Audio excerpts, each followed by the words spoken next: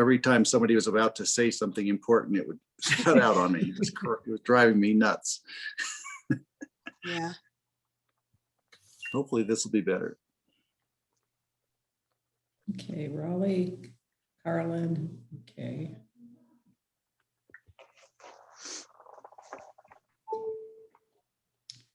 I'm going to through the list of attendees because we have staff carrying the bulk of the agenda today. Okay. Jeannie. Okay, we've got 1, 2, 3, 4, 5. We do have quorum.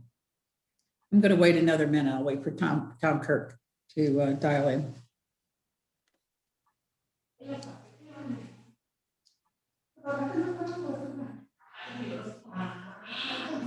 Okay.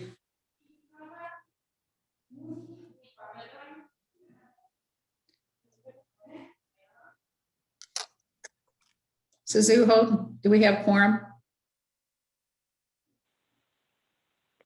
Yep, Marky, we're good to go. Okay. Well, I do want to welcome everyone to this wonderful board meeting for today. And I'm very pleased that Jordana was urged to take her birthday off. Thank you, John Peacock. She and I had a long chat yesterday about it as well. And she was starting to feel guilty. Well, I told her there's no such thing as a guilt complex. So she needed to go and have a wonderful day and see her parents for a change. She hasn't seen her parents for a long time.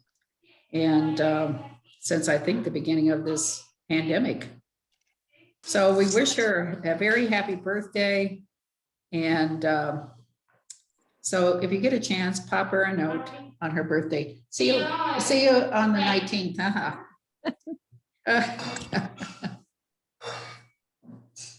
Okay, I'm going to go ahead and call the meeting to order. Suzuho, do you want to do roll call, or are you able to note everybody that's here? I think we're good. We could see everyone who's here, so we should be good to go. Marky, okay, thank you very much. And I'd like to review the agenda and see if there's any additions or deletions. And if not, then I need a motion for approval for the agenda as noticed. Additions.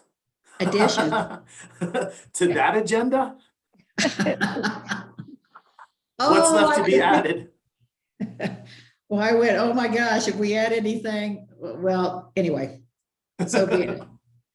So do I have a move to approve? Thank you, Greg. Do I second? Thank you, Linda. All in support, raise your right hand. Okay. With that said, we have approved the agenda. Now, how about the minutes of the prior meeting? Do I have a motion for approval or corrections to the minutes? I motioned for approval. Thank you, Linda. Do I have a second? Second. Thank you. All in support, raise your right hand. Thank you very much. The next item on our agenda. Sorry, Mark, you're real quick. Krista, if you're there, I believe Dr. Kurt hasn't joined yet, so you would be the alternate voting. If you can just let us know if you're approving these as well, that would be great. Okay. Was that a yes vote for you for approving the minutes and the agenda as well? Yes. Thank you. Okay, great. Thanks. Okay. As all of us know, we've now passed the 1-year mark when we all began to learn all about this virus and all the challenges that it brought to our community, to our state, and to our nation and the entire world. Now, as I read this piece that was put in the newspapers, I would like each member to reflect on your contributions and all of the challenges you have faced this year. And at the end, if you would like to share some of your thoughts of the prior year, I think that would be very helpful as we come together to celebrate those who we've lost and the successes as we have worked through this COVID crisis. So marking 1 year of COVID-19 in Pickett County. On March the 5th, 2020, Colorado Department of Public Health and Environment's Public Health Lab confirmed the first COVID-19 test result in Colorado. 6 days later, the pandemic arrived in Pickens County with 9 visitors from Australia testing positive for COVID-19, the largest outbreak in Colorado at the time. So started an unprecedented year for our community. This inauspicious anniversary is a time to step back and reflect on the last year and what it has meant for our community. What we've lost, what we've gained, and what the coming year will bring. There is room for sadness, joy, and hope in this reflection. Over the past year, there have been nearly 30 million confirmed cases of COVID in the United States and over 525,000 confirmed deaths. Colorado has had over 433,000 cases and unfortunately 6,000 deaths, with Pickens County accounting for 2,000 cases and 4 deaths. All of these numbers are overwhelming and abstract, but not for the impacted families in Pickens County with an empty seat at the table, or those continuing to suffer the long-term effects of COVID. Nor are they abstract for all of us that have experienced loss of different magnitudes, lost jobs, a senior year spent online, holiday celebrations without friends and family, canceled travel plans, diminished savings and overdue bills, no live music, missed hugs from our friends. The list is long. Taken together, the losses, big and small, are considerable for all of us and have put us under unaccustomed levels of emotional and mental stress. While this is a time of observance for the challenges and loss over the past year, it is also time to celebrate. Responding to the pandemic has brought out the best in so many of us. Donations of talent, time, and money have poured in from all sectors of our community to help those most in need. Also important to appreciate are the tireless efforts of those working in healthcare, public health, human services, and nonprofit agencies who have gone to great lengths to meet the extraordinary needs of individuals, families, and businesses over the past year. When we have a chance to take a breath and really evaluate how we responded as a community, we will find many lessons learned and many successes to celebrate. This year has laid bare many issues and generated many new fissures in our community. Moving forward, it is in these issues and fissures that we must find inspiration, opportunities for healing, and cause for hope. Our history is replete with examples of how we pulled together following tumultuous times. That will be our call moving forward, taking what we have learned from the pandemic to transcend the impacts and build our community to even be stronger and better than ever. Please join the Pickens County Board of County Commissioners, the Board of Health, in observing one-year pandemic response in Pickens County. Take time to mourn our losses. Hug those you love a little closer and reflect on the good that has and will come out of this difficult year. Sincerely, Kelly Curry, Patty Clapper, Marky Butler, and Greg Postman. Any comments or any thoughts as each one of us sit back and think of the year where we started? Tom? That is superbly written, absolutely superb. Thank you. Yeah, Brent?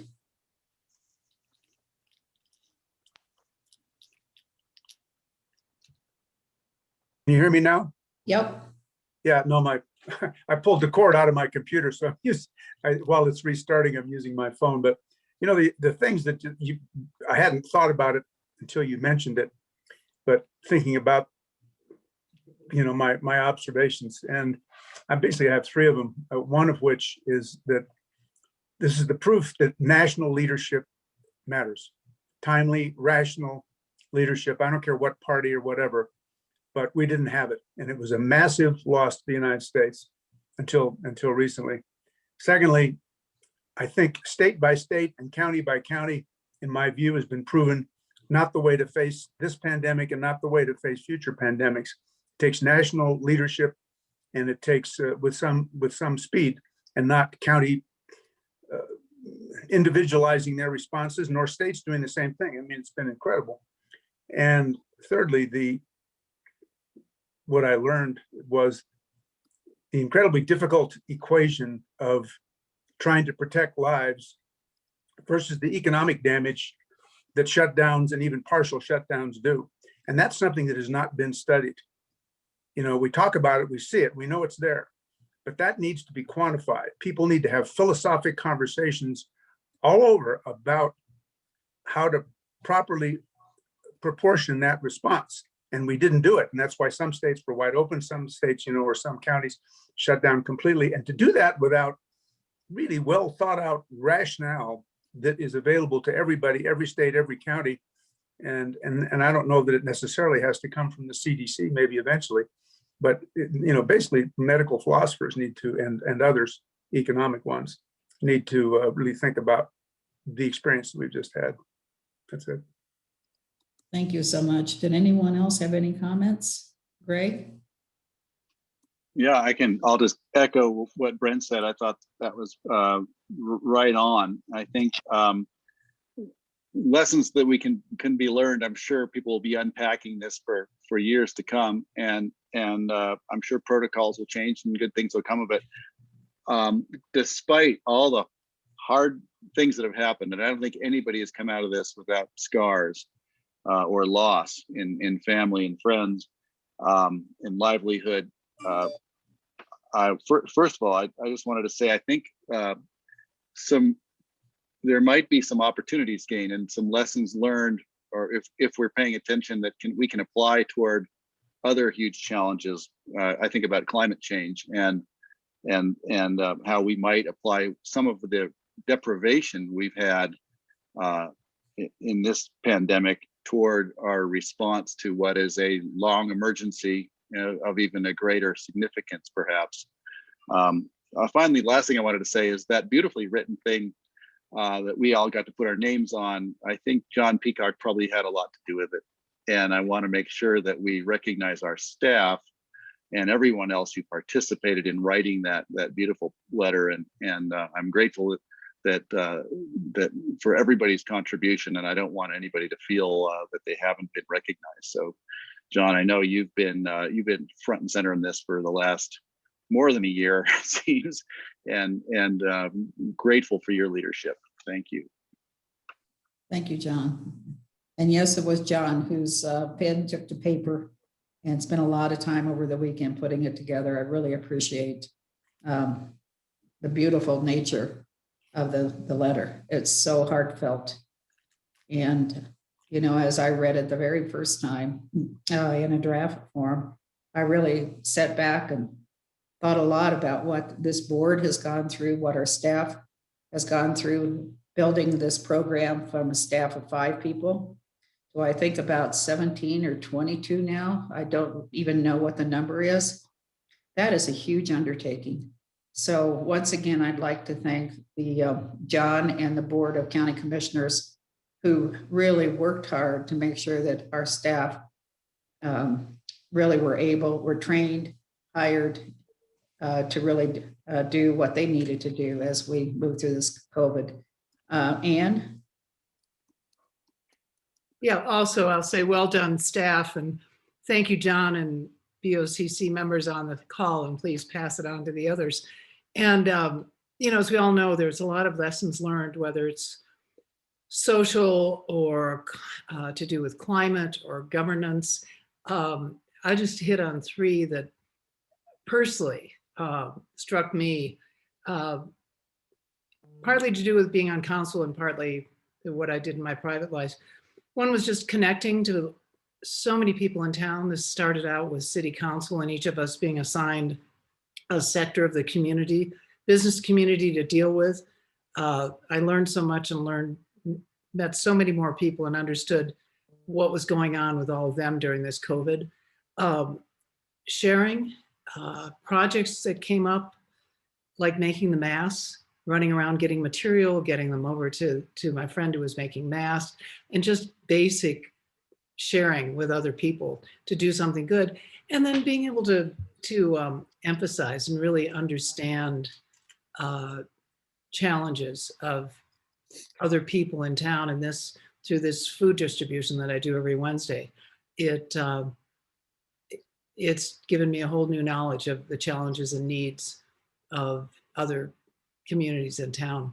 So not just lots of lessons learned in the big picture, but I think a lot of us have experienced personal growth and personal growth throughout this. Not all sadness. I think there's some good that's coming out of it. Right, very true, Anne. Patty, you had your hand up. Marky. John had a little bit of help with the letter, but John always drafts it out, sends us dust for some wordsmithing, and we appreciate, he always puts his heart and soul into things like that, and that's why we love having John here at the county. But the Board of Commissioners also decided, and I'm looking at the other electeds on this meeting, to do a letter much like that to our staff, our entire Pickens County staff, for all of the efforts from every department, from every level of every department, thanking them and the lessons learned and how much we appreciate their efforts. So that letter, I think, John, is going out soon, signed personally by all of the 5 members of the Board of County Commissioners. So we have the opportunity to do that, to thank our staff. And of course, the staff at Public Health was right there at the top of the list. But looking at the efforts going on at the vaccination clinic, it's staff from every sector in this community who's out there.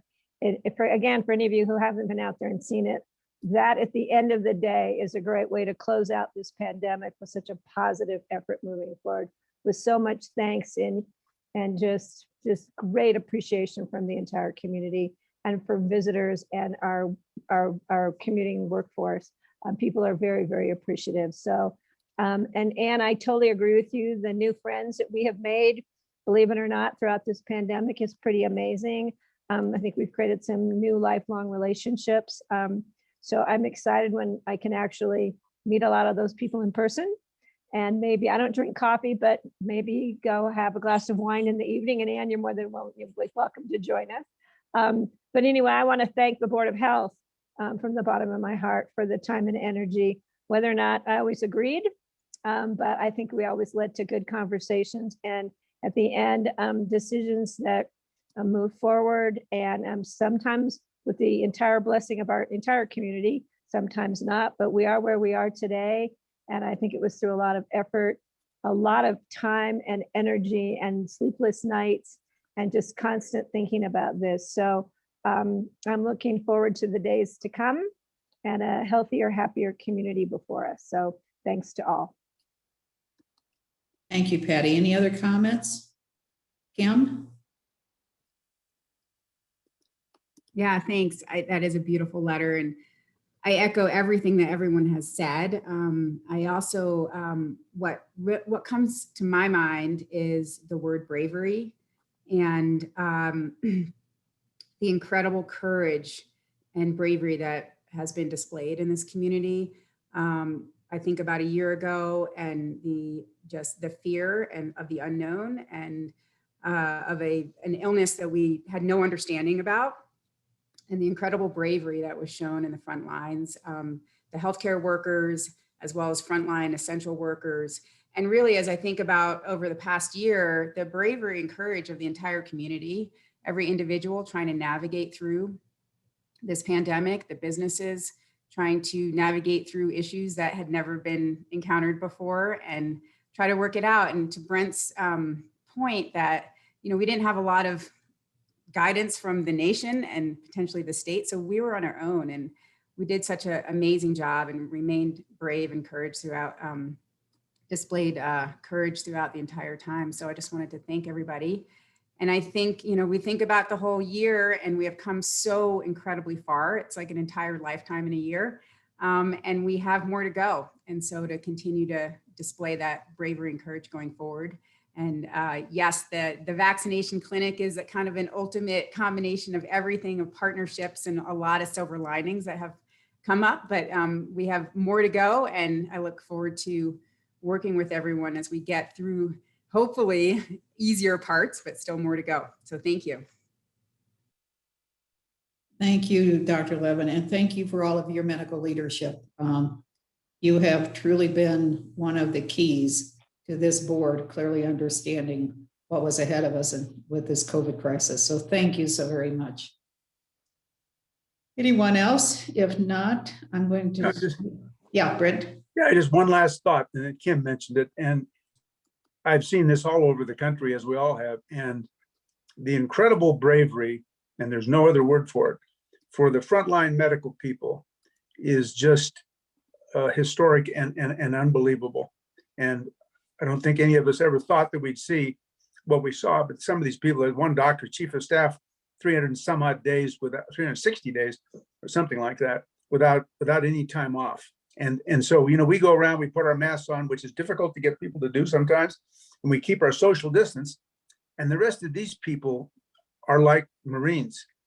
They run right into the mess of this with all sorts of chances to get the disease, and they still do it as part of their job. So for me, that's been really eye-opening, but also made me immensely impressed with when push comes to shove, those people were there everywhere. And it's really an unbelievable thing. Thanks. Thank you, Brent. Suzuho, we're going to move on to the next agenda item, which is board elections. And Suzuho, can you lead us through this agenda item, please? Yep, will do, Marky. I just want to wrap up that previous conversation on behalf of staff to also thank all of you again as our Board of Health. I know this has been an unbelievable year for all of you, not anything that any of you, I'm sure, imagined when you signed up to serve on the Board of Health. And I think our community is extremely lucky, as are we as staff, to have each and every one of you on our board. So thank you for everything you've done for us as well. And Marky and Greg as the chair and vice chair of the board, huge kudos to both of you for all the extra time and effort you've put in to work so collaboratively with all of us staff as well. It's been very much appreciated. Thank you. Very much appreciated. All right, so with that, we want to go through our Board of Health election. Oh. Dr. Kurt, if you wouldn't mind muting, it seems like there's a little bit of an echo on your end. Nope, thank you.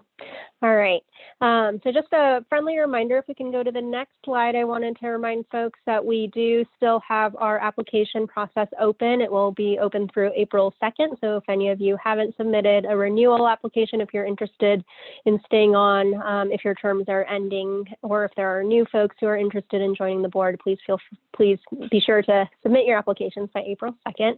And then if you have any questions, you can reach out to Charlotte around the process, and then Jordana for specific content area questions related to the Board of Health. Next slide. So in regards to the elections, we have the two positions, chair and vice chair. Usually the secretary position can be delegated out. So our admin team has been helping out with taking minutes and all of that, taking on the secretary duties. So the chair and vice chair positions are the two positions that Marky and Greg have been filling in, and we'll be holding elections for today. And here are the different roles and responsibilities of each of those positions. I know at the last meeting, there's a question around why do we do this before we have the new terms, new positions appointed when the terms end.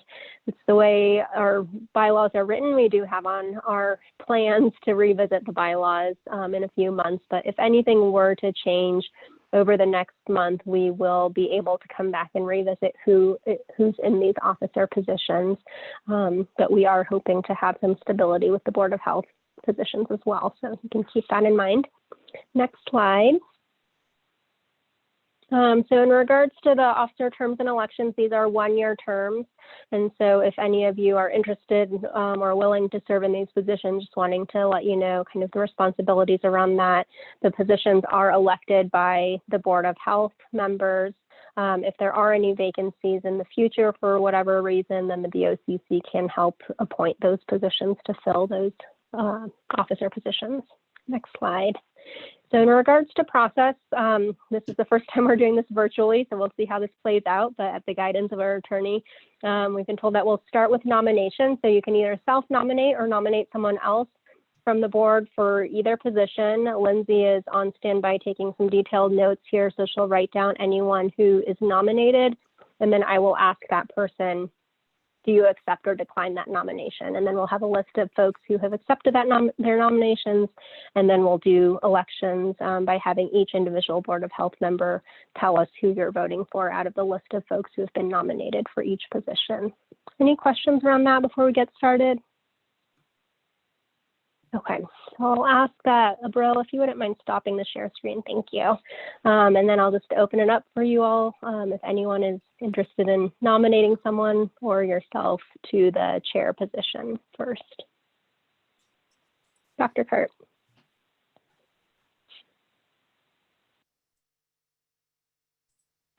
Oh, hard time hearing you, Dr. Kurt. You might need to unmute again.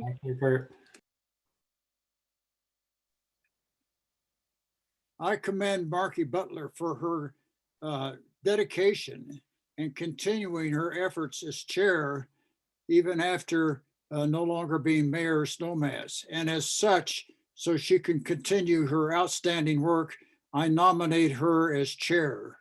As well, I nominate Greg Porschman for his continuing vice chair work, where he has been a real activist in getting community matters together. Great, thanks, Dr. Kurt. So we have Marky nominated for chair and then Greg for vice chair. And some of you may have seen in the BOCC meeting, Marky has applied for the at-large position as well. So we're hoping there's the possibility that Marky will remain on the board past her April term. Marky, do you accept that nomination? Absolutely. I really enjoyed working with this board, and it's been an honor to serve our community. So thank you very much. A quick question, Thanks, Marky. Suho. And Greg, oh, yep, go ahead, Tori. Quick question. Can you explain how that works as a voting member, as a Snowmass voting member? I understand that Marky's applied for an at-large seat, but because we're having these elections now, how is it working with, what is that voting member? Can you just explain the setup that's going on there? Yeah. Definitely. Yeah. So the way our board is comprised, we have a representative from each of the 3 jurisdictions in our community. So a City of Aston representative, a Town of Snowmass representative, and a Pitkin County representative. And then we also have 4 at-large positions that are filled by members of our community. Each of those 3 jurisdictional positions have typically been an elected official. It is not required based on our current bylaws that they are an elected official. So each jurisdiction can make a recommendation to the BOCC of who they would like to have in that position. So Marky's currently serving in that Town of Snowmass representative from the time she was the mayor. At this time, my understanding is that she's terming out, and so it seems appropriate that since she's no longer mayor, she kind of gives up that seat and then is still willing and interested in serving on the Board of Health. So she's applied for an at-large position, which is one of the 4 community seats, which the BOCC will be doing, kind of reviewing applications, conducting interviews, and then making a decision to fill the I believe 3 positions where the terms are ending in April. So Marky would. And then Mayor Madsen will be the voting member from Snowmass? Most likely, I can't say, you know, the BOCC makes that decision of who they're going to appoint for each of the Board of Health positions. So I believe it's safe to say that that's likely, but I don't want to overstep and say how the BOCC is going to vote. The BOCC appoints the Snowmass representative? The BOCC confirms all appointments for the Board of Health, but the Town of Snowmass makes a recommendation for that Town of Snowmass representative seat. Okay. So there's definitely, strong influence there. Okay. Thank you. Is that fair, John Peacock? Yeah. No, you've done a great job, Suzuho, explaining it. The board by statute is the authority that appoints the Board of Health, and that legislative authority can't be delegated to another body.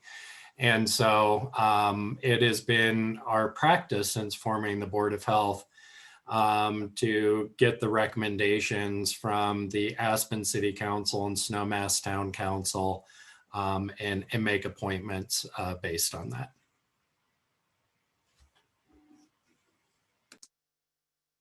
Thank you. Thanks. And then Greg, do you accept your nomination for vice chair? Yes, I would. I'd be happy to continue. I must say, Marky has been doing the heavy lifting, so I'm glad that she's eager to jump back in there. I am a little. I guess I'm aware that we're going to have to go through this again after the Board of County Commissioners makes their choices regarding new people for the Board of Health. And I wasn't sure if Marky would be, we haven't decided that, right? We don't know yet if she is going to be the at-large or an alternate, or, I guess that's still up in the air. So it makes me a little nervous that we're going this route, but I certainly would accept the nomination that Dr. Curtis put forth. Thanks. Great, thanks, Greg. And that's correct. The BOCC will determine whether or not Marky remains on the Board of Health, and if that position is vacated, then we would have to, the way our bylaws are written now, I believe our BOCC actually appoints who the chair would be at that point. Any other nominations for chair?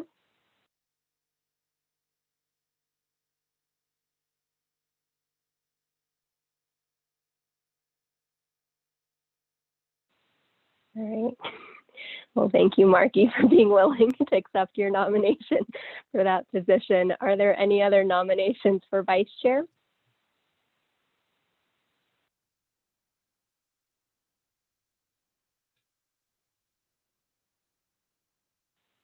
All right. I can hear a Hearing pin none there, drop. Greg. What's up with this? Is everybody muted? What's up? Unanimous consent.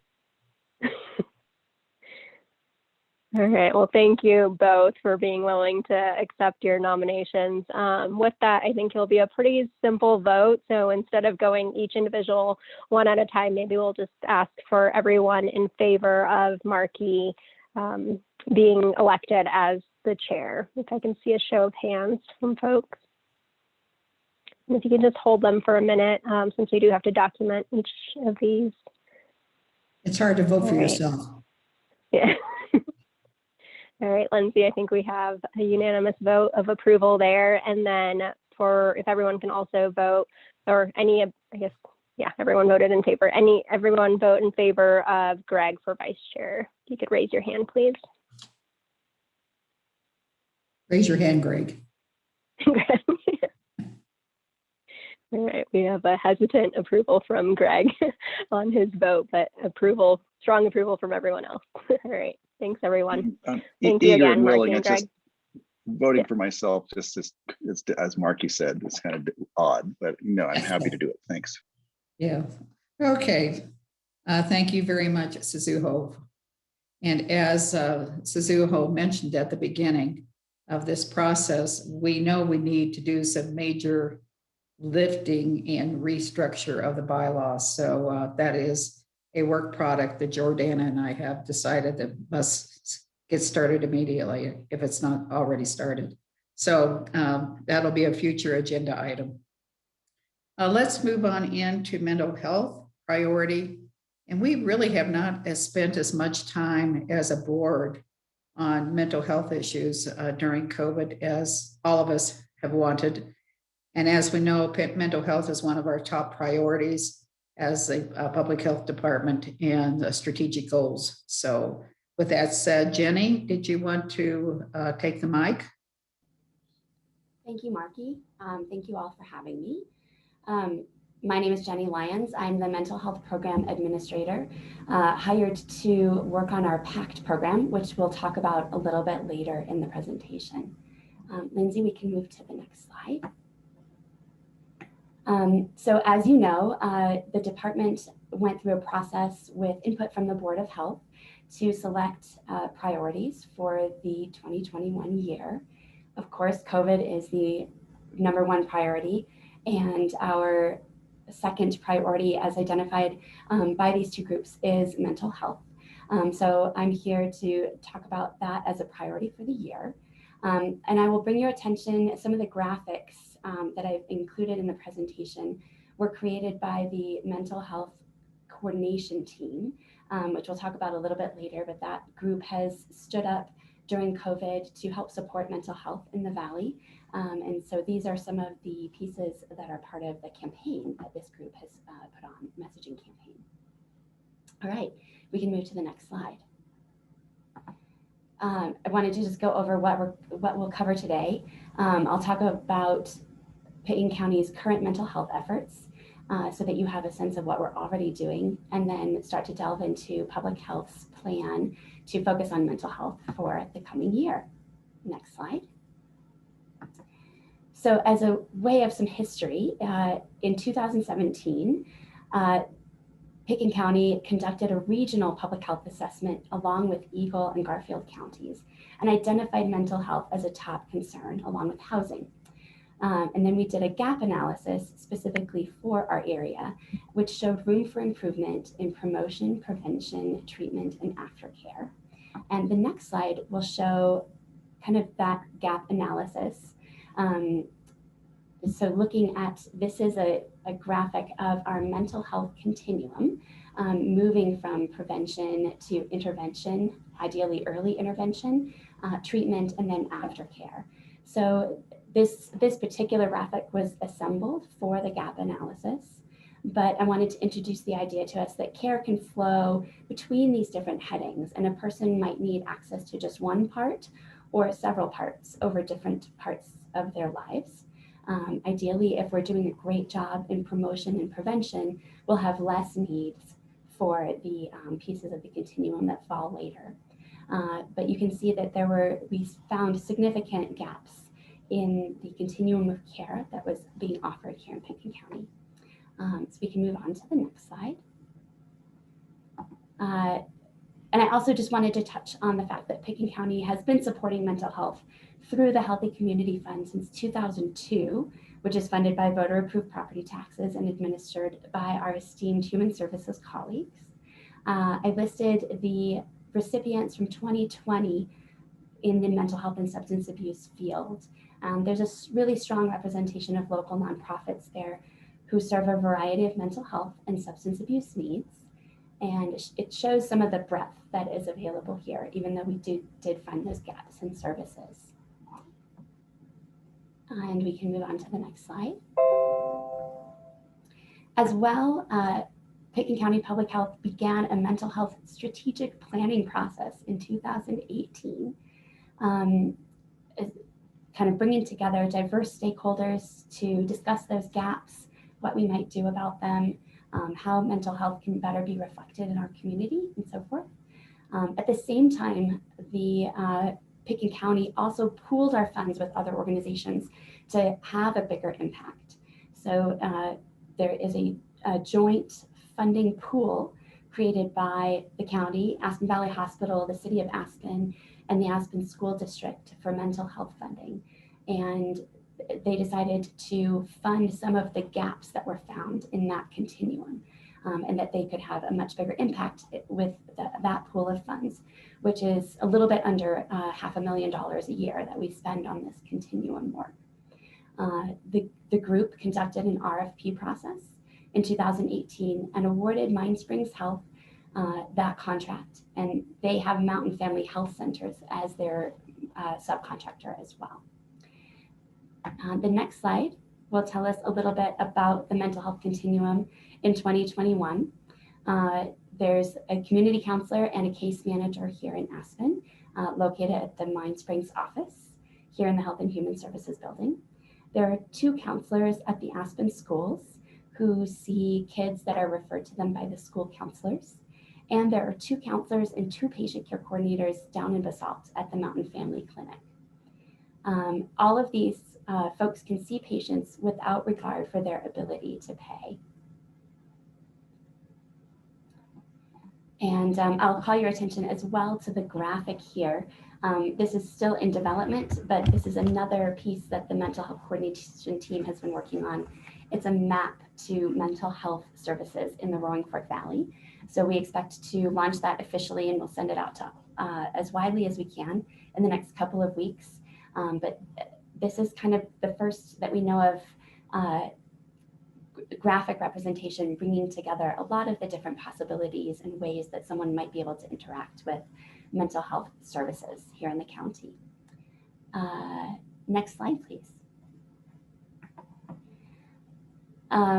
So we mentioned the mental health strategic plan. The first part of that was completed in 2019, and there's an executive summary available, which I'm happy to send around to you all. But it identified some areas for improvement and gaps and so forth. But especially in light of COVID, I think everyone would agree that it needs significant updating before we move forward with that plan. The plan did identify one of our next steps was to hire a mental health analyst who would kind of in some ways be my counterpart, but working on that mental health continuum and the strategic plan moving forward. So they will update and complete the planning process. And the mental health analyst has been hired.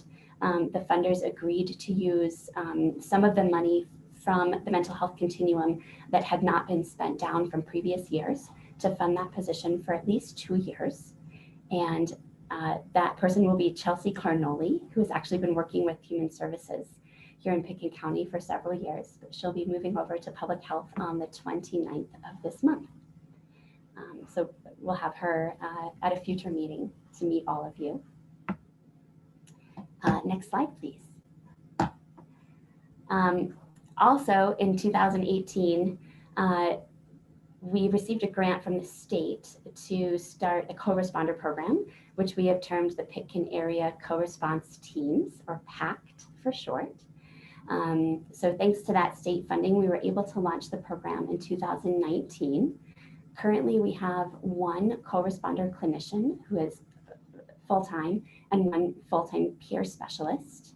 And then thanks to also a new state harm reduction grant, which we were awarded beginning in July of this year, we will be expanding PACT to include a 2nd co-responder clinician who also starts on March 29th and a case manager this year. And all of these positions work for Mind Springs Health. So PACT did a RFP process in the summer and fall of last year and determined that Mind Springs was the best contractor to have these positions.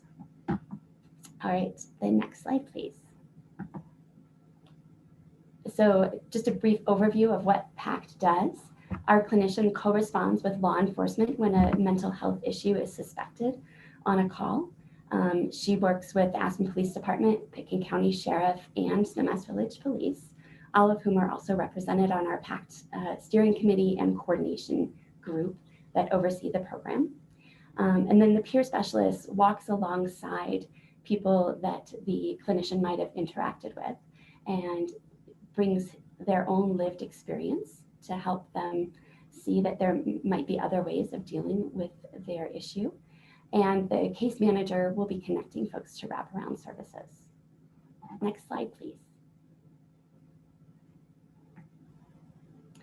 And then I mentioned this before, but in a response to COVID, the Human Services team began a mental health coordination team in 2020. And that group is now being led by Aspen Strong, but Pickens County Public Health is represented along with a lot of the most significant players in mental health in the Valley. And everyone on this team has been working together on mental health messaging, trying to identify what might be needed in the community, and as well to support the folks, the behavioral health providers with things that they might need. So we've done some trainings for behavioral health providers, surveys. A new survey has just been released, and we expect to have results in about 2 weeks. And our goal is to connect the broader community to mental health resources as needed. Next slide, please. And that work has resulted in a mental health presence at our COVID vaccination clinics. These are sandwich boards that were provided by Colorado Crisis Services to kind of remind folks that they are available and out there ready to talk or text at any time of day. So unfortunately, the pictures are not behaving quite well, but we have the sandwich boards at the music tent clinics and as well at the Health and Human Services. And I believe that some mental health resources, especially Aspen Strong's COVID-19 page, are being linked in other resources being given to folks who are getting vaccinations. Next slide, please. So now we're segueing into what public health priorities are for the year. We've decided to make mental health a priority in 3 ways: training opportunities for our staff, cross-departmental collaboration, and supporting generally the mental wellness of our public health team. And as a reminder that this particular graphic is in Spanish, and so that mental health coordination team has been putting out resources in both English and Spanish. So on the next slide, we'll talk about the training opportunities. We've already reached out to some community partners to see what might be available and what might fit well for the mental health team. So we will give each team member options that are relevant to their position. Offerings may support both the team themselves as well as their public interactions. So we've talked about mental health first aid, de-escalation training for folks who interact with the public, self-compassion, compassion fatigue, and how managers can support employees who might be having a difficult time. Our goal is that everyone would take at least one training sometime during the year. And we'll be working with these community partners to put on the trainings. There's a broad array available to us. Next slide, please. Our cross-departmental collaboration will start with Human Resources Wellness Program. We're already in touch with them. They have recently created a new website internal for different human resources that are available to employees. So we're talking with them about what resources we might put on the health and well-being page for mental health, and talking with the employee health and well-being advisory team. And I expect that we will also work with human resources this year. Next slide, please. And then we'll support the mental wellness of our team, both by creating a focus on mental health and calling out the resources that are already available through Pickens County, which are very generous. For example, the Triad counseling benefits that are available to all county employees, and also creating a culture of support around that. And this graphic is from a recent presentation that was given at our monthly public health briefing on stress reduction techniques and practices. And I will speak to the fact that just the breathing exercise that day was, I think, fruitful for me and others that were on that call. Can I answer any questions?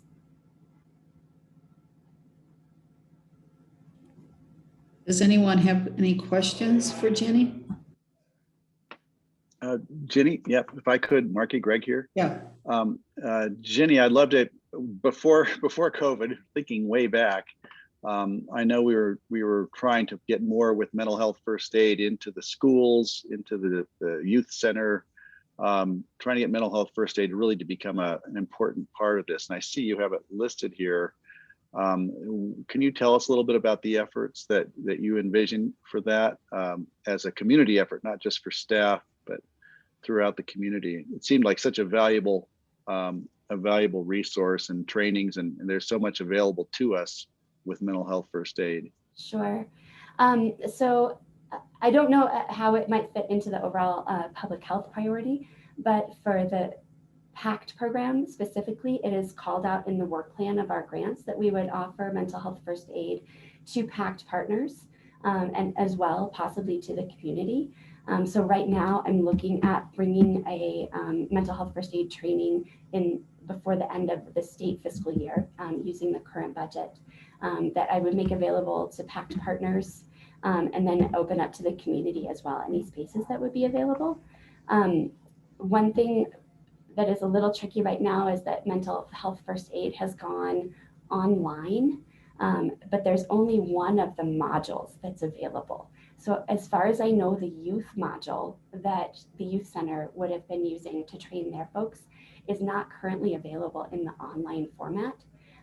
So we'll have to wait until folks are comfortable getting together in person to do that training, or until Mental Health First Aid, the organization behind it, which is, I believe it's the National Council for Behavioral Health, releases that online module.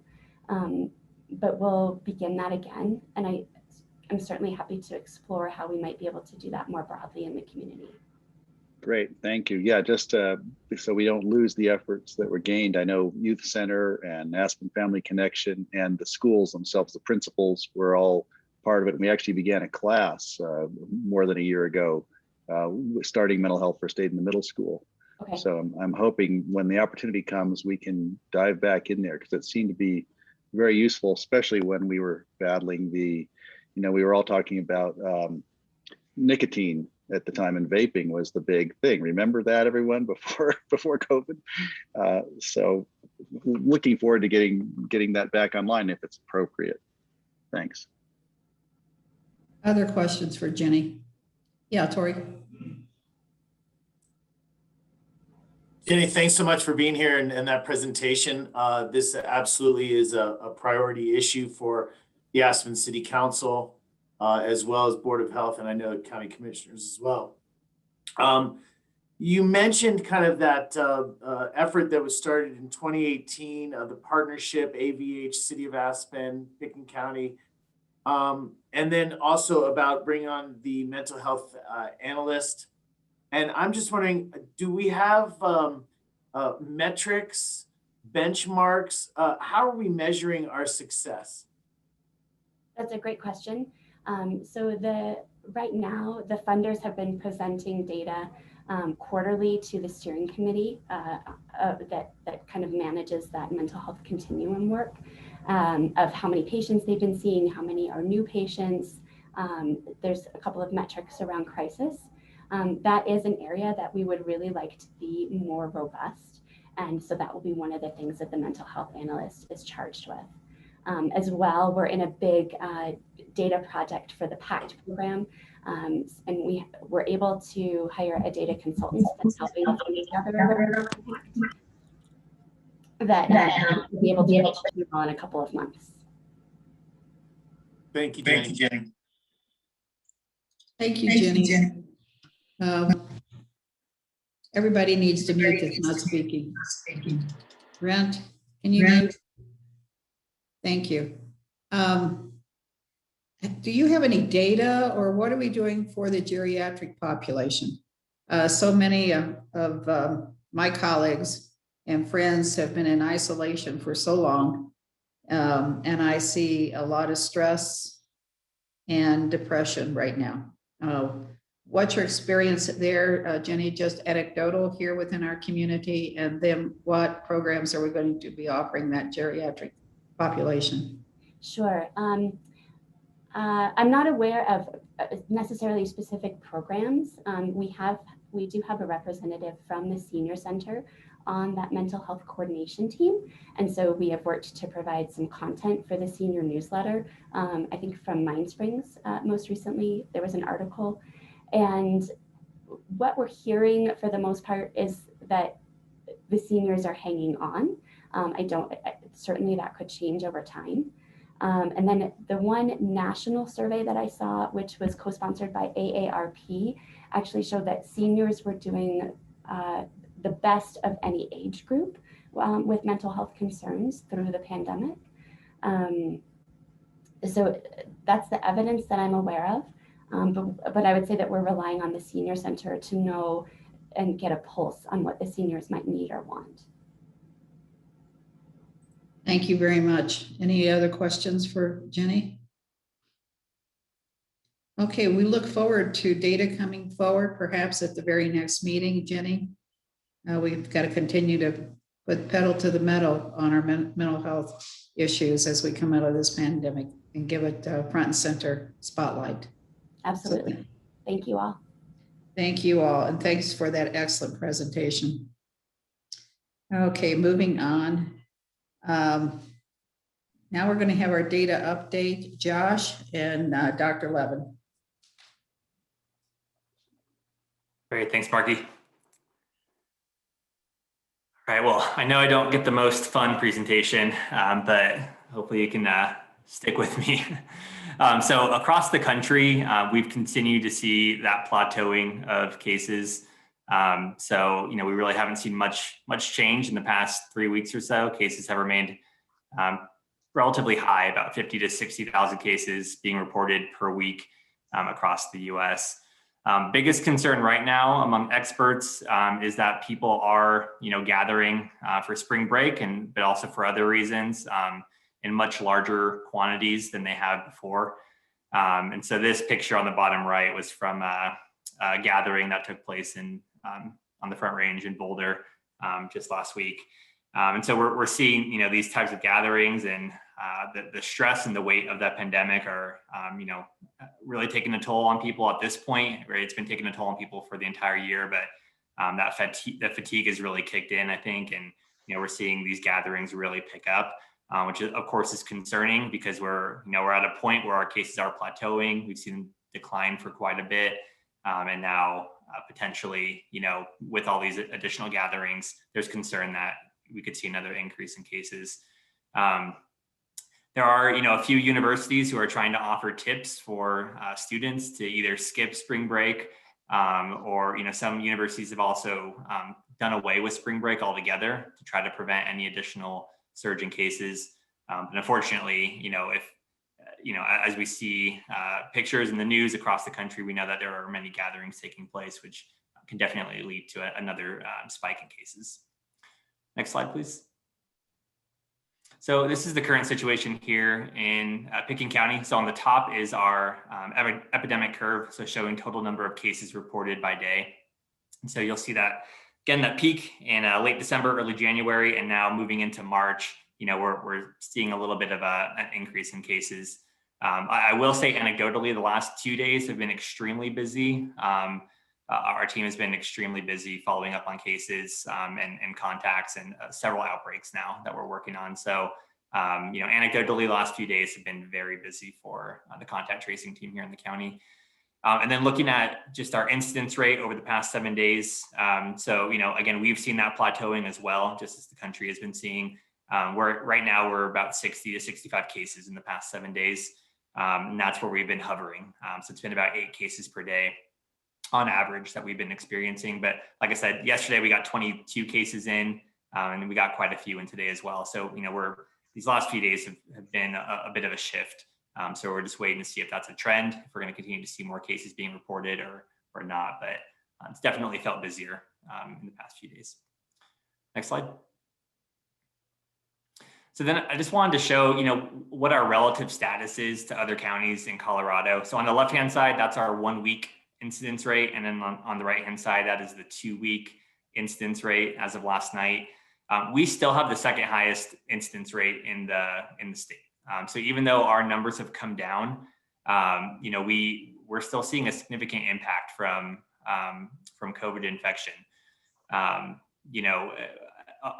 you look at our relative position in the country, we still have, definitely one of the higher incidence rates per county across the country as well. So, we are not in the clear. We're still seeing a lot of people impacted, getting sick from COVID in our community, even though, things have improved from where they were in early January.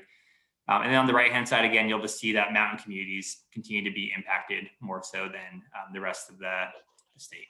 But regardless, the point here is that, we are still seeing a significant impact of COVID infection in this county. And, we still need to continue to take this very seriously, even with all the good news of vaccination on in the news.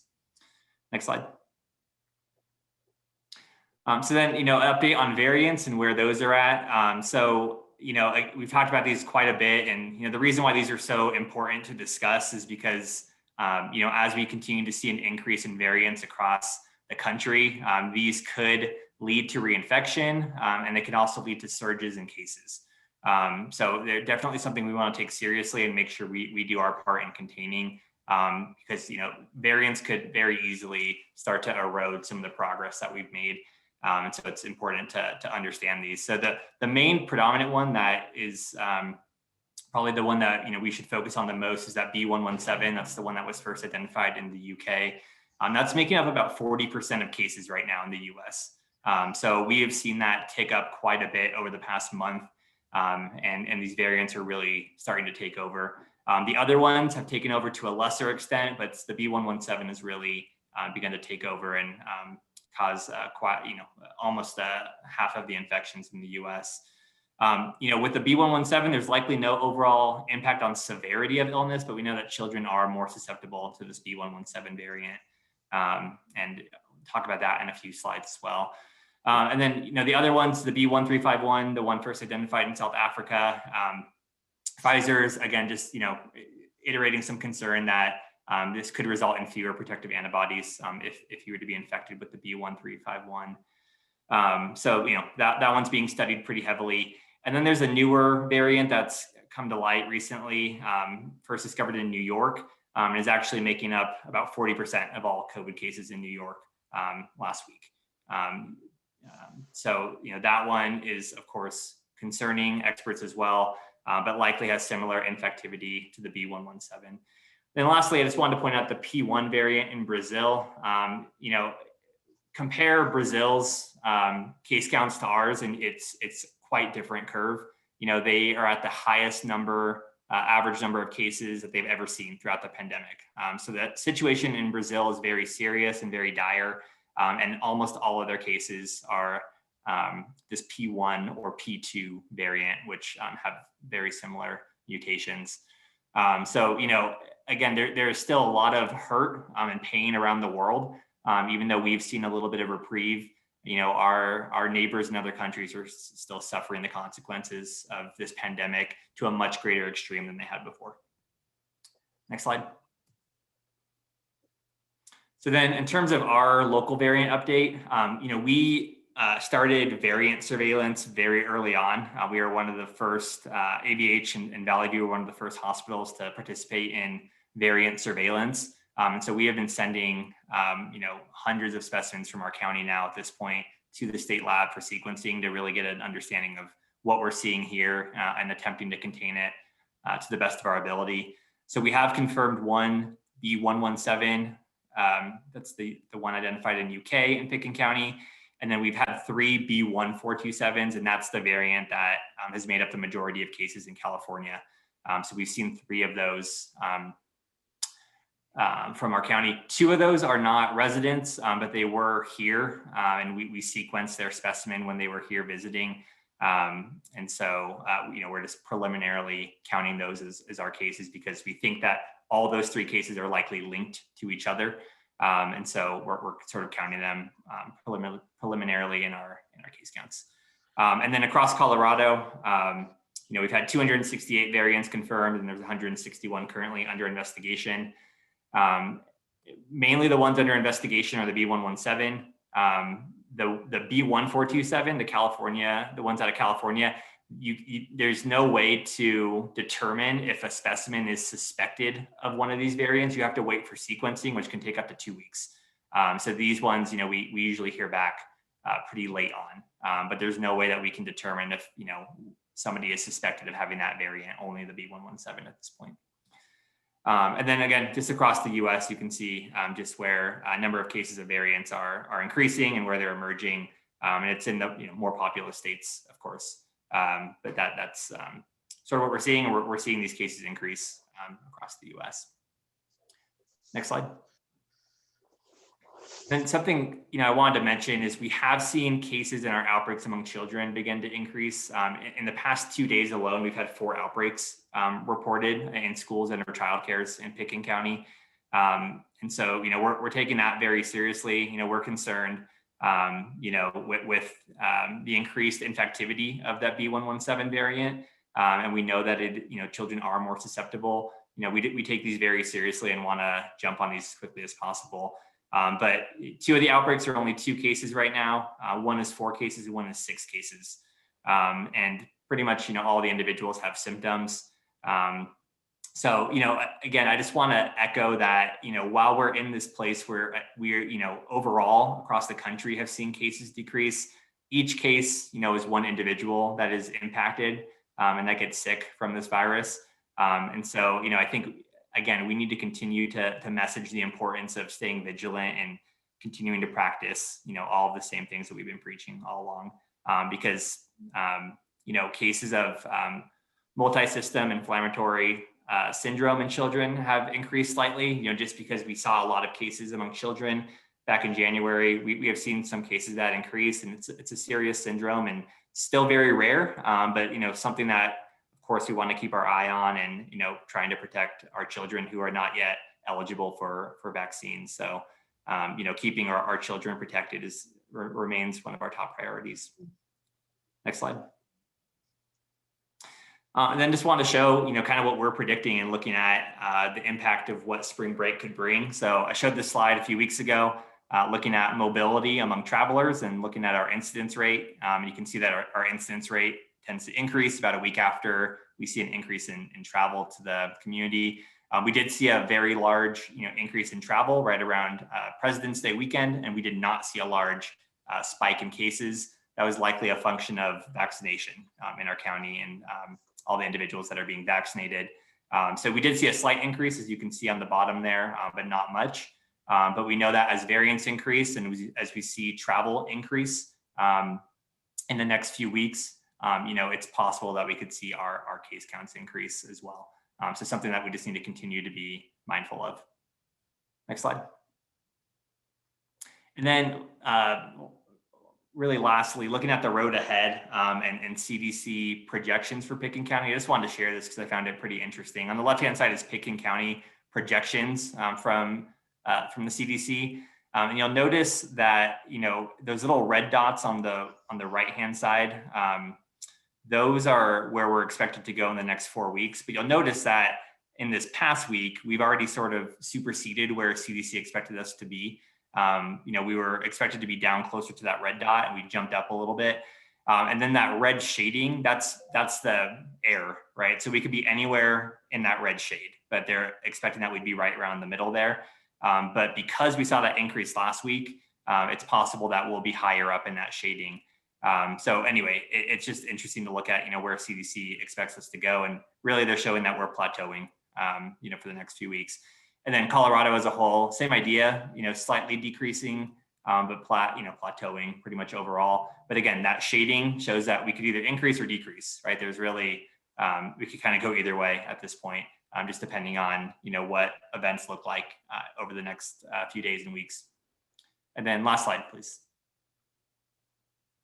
So just wanted to, again, just share some, strategies that are important, but also to highlight what health experts are saying. And 3 of the top health experts are very concerned that we may be on a brink of another surge thanks to the B117 variant, and especially as states are relaxing their restrictions. So we know that a lot of states and larger counties around the country are beginning to relax mask mandates and capacity limits.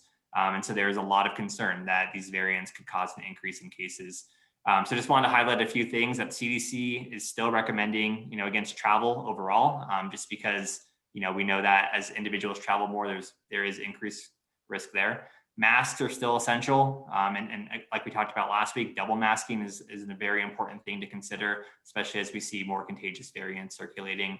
Socially distancing is still important. And then getting vaccinated when it's your turn, regardless of whether or not these vaccines do have any sort of reduced efficacy with these new variants, the vaccine will still provide significant protection against severity of illness. So getting vaccinated when it's your turn is still very important to mitigating and preventing another surge in cases. So thanks. I will, oh yeah, go ahead, Greg.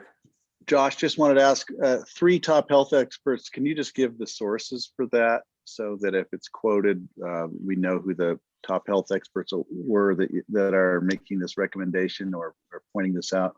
Yeah, sorry, Greg, I don't have the names. I know Dr. Elsterholm is one. He's out of University of Minnesota. He was a former Biden advisor.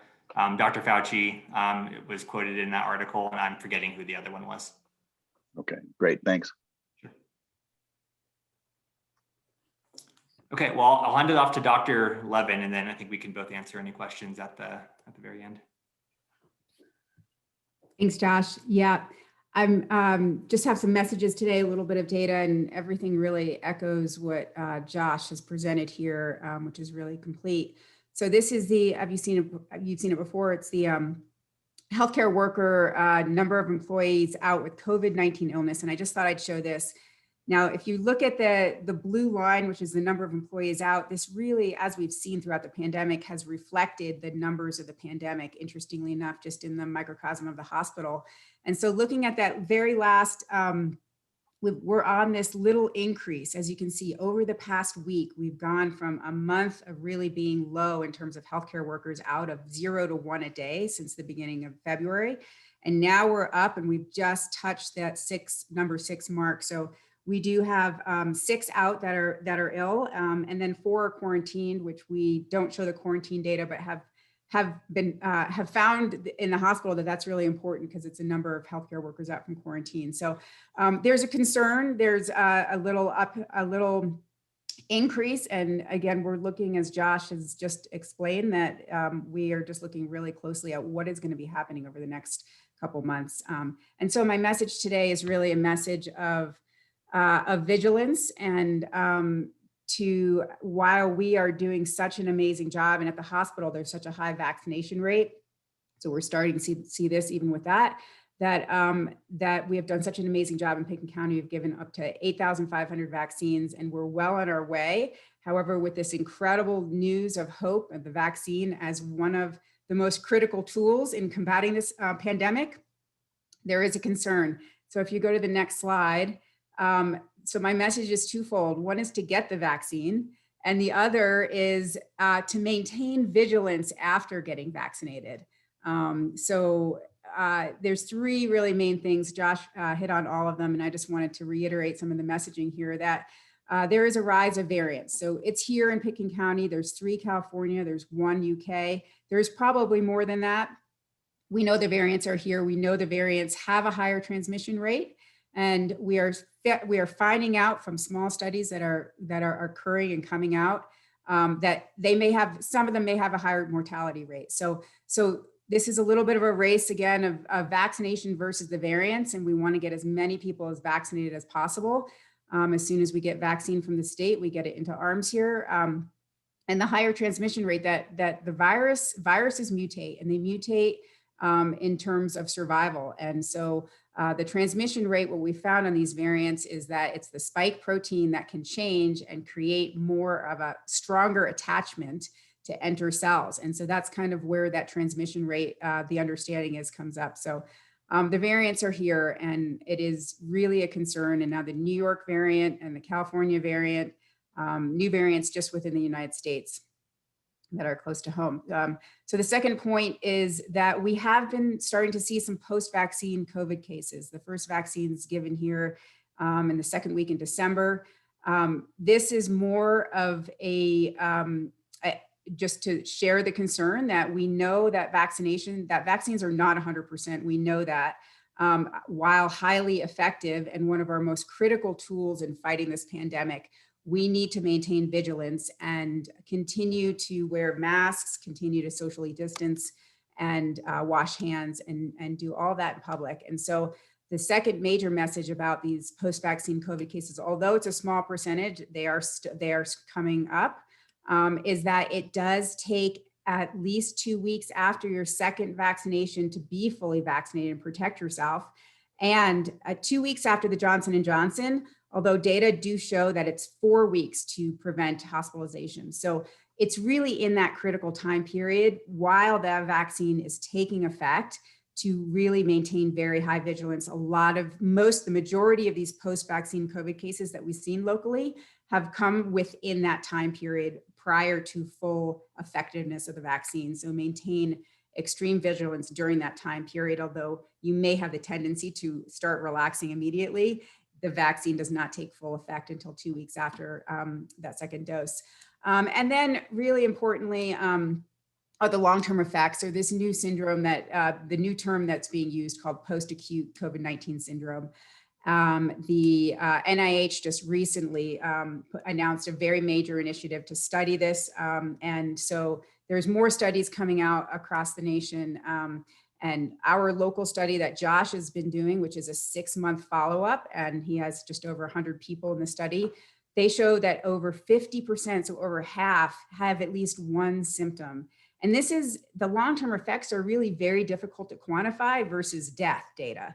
And so this, I think, is the kind of some of the lost data in terms of the terrible effects of COVID and how do you actually measure this?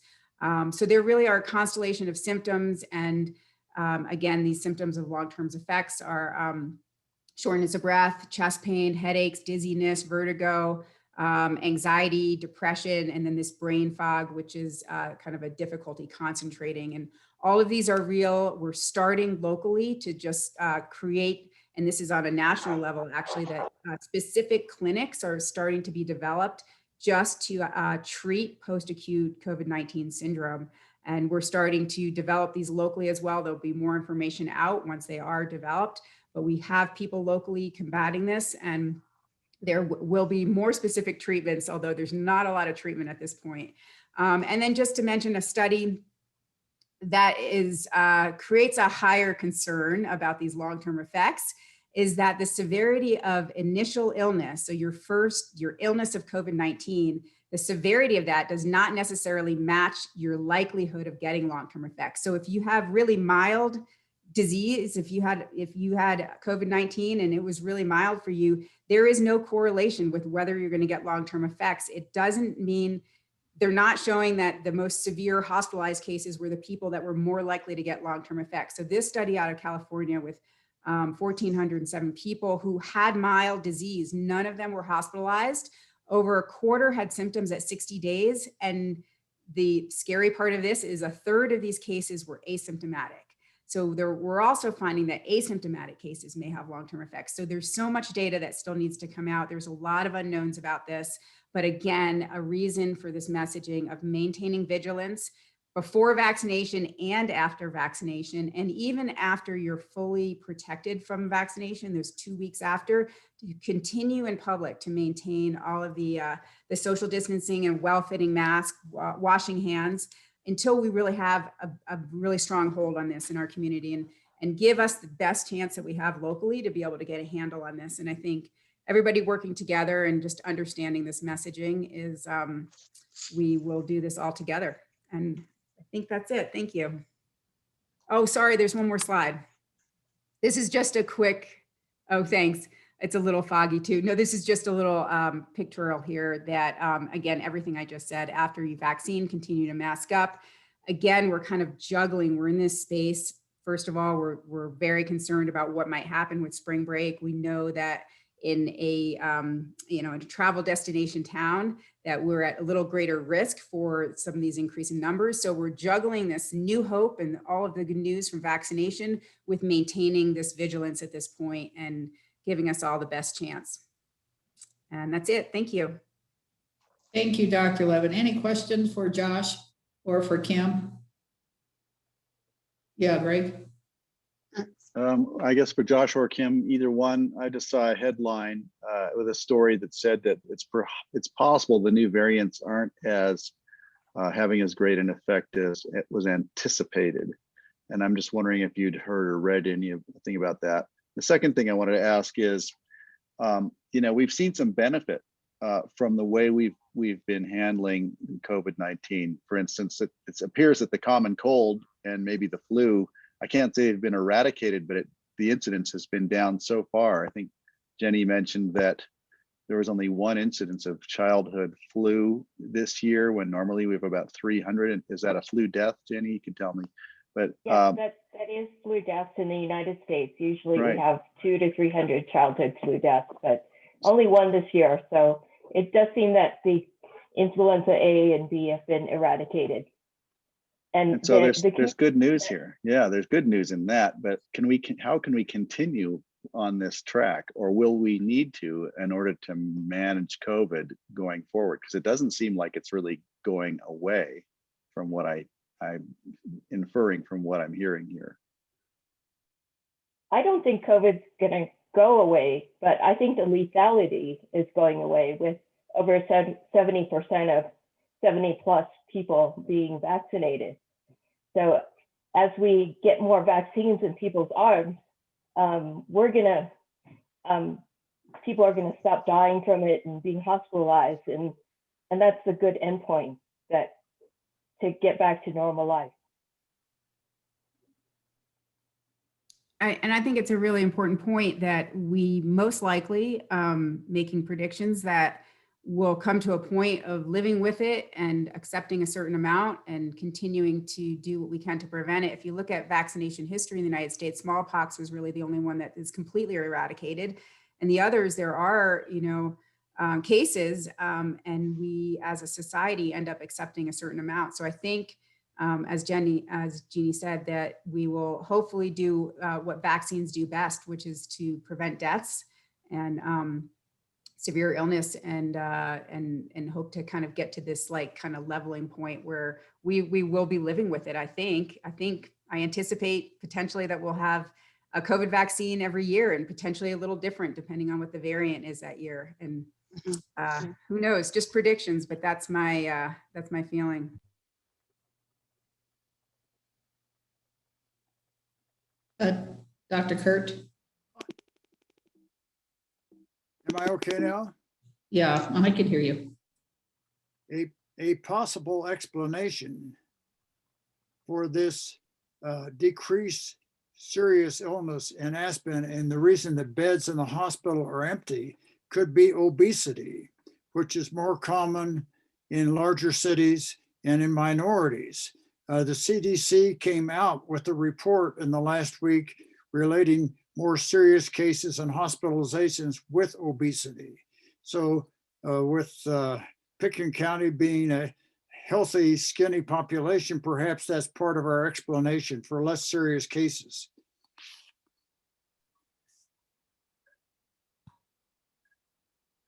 Anyone else? Krista? Yeah, I just wanted to, again, echo exactly what Kim really hit on, which is vaccines and all of the things that we have, masking, social distancing, all of the other measures that we're taking. And Jeannie and I met with the school yesterday, and the vaccination rate amongst some of the school and staff is not as high as we'd like it to be. And I just wanted to make sure that, as well as preventing death and hospitalizations, that it's also understood that these variants are arising not only in South Africa, but in the United States too. Like, it's called convergent evolution. And as the virus has pressure from people that have had the virus before, it mutates in the same way that it will mutate in South Africa. And so that is why time is really of the essence of getting these vaccines in people when it is their turn. Because I think that reducing the variant spread is very important, so this virus does stop mutating and become possibly more dangerous for our whole population. Thank you, Krista. Anything else? Bill?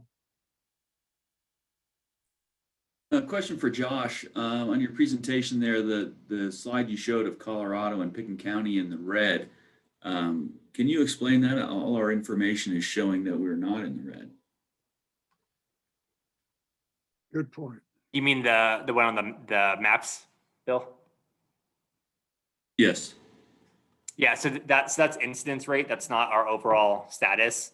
And so that, the state is no longer assessing Pickens County using an incidence rate to determine which level we go on the dial. They use total case counts. So if you were using case counts, our color would be yellow for our 1 week incidence rate, and I think for our 2 week incidence rate. But because they're showing, I'm sorry, not for our incidence rate, for our total case counts, it would be yellow. But because they're showing incidence rate on here, it's coloring us, orange or red. But counties that are less than 30,000 are using a different metric to determine which stage on the dial we move to. So the incident rate on the Pickens County website shows orange at 371. So orange is greater than 300. If you're a county that is greater than 30,000, then you would use that metric. But because we're using case counts, we're actually in the yellow. It's extremely confusing that we're using different ways of assessing where we're at. But overall, using the new state metrics, we are in the yellow. But if you're looking at incidence rate, then we would be in orange.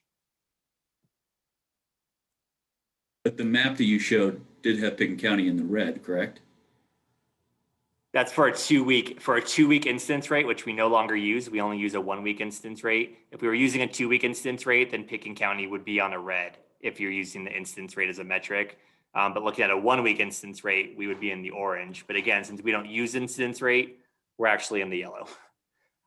Sorry, Bill, there's no great way to explain it. It's so confusing with the different numbers, but we're in the yellow.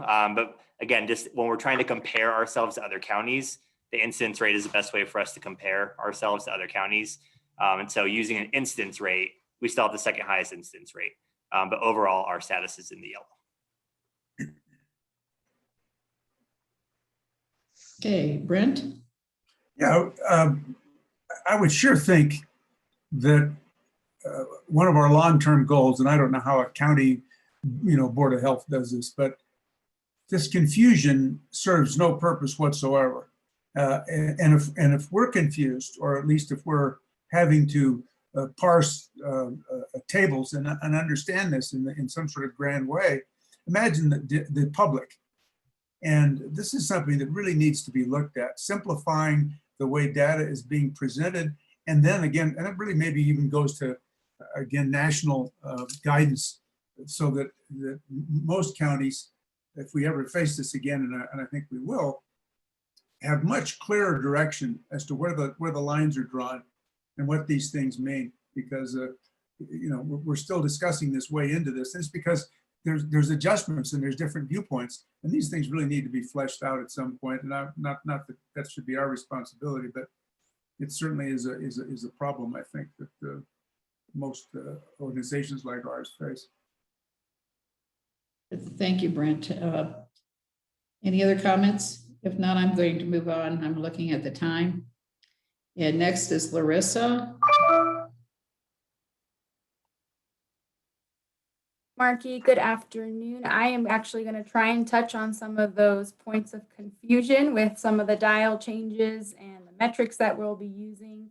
So in the latest 7th amended public health order from CDPHE, the criteria for each dial level was revised to create a little bit more flexibility for the counties that have populations of less than 30,000. So in lieu of using incidence rate, like Josh said, those counties can actually use a comparable 7-day case count.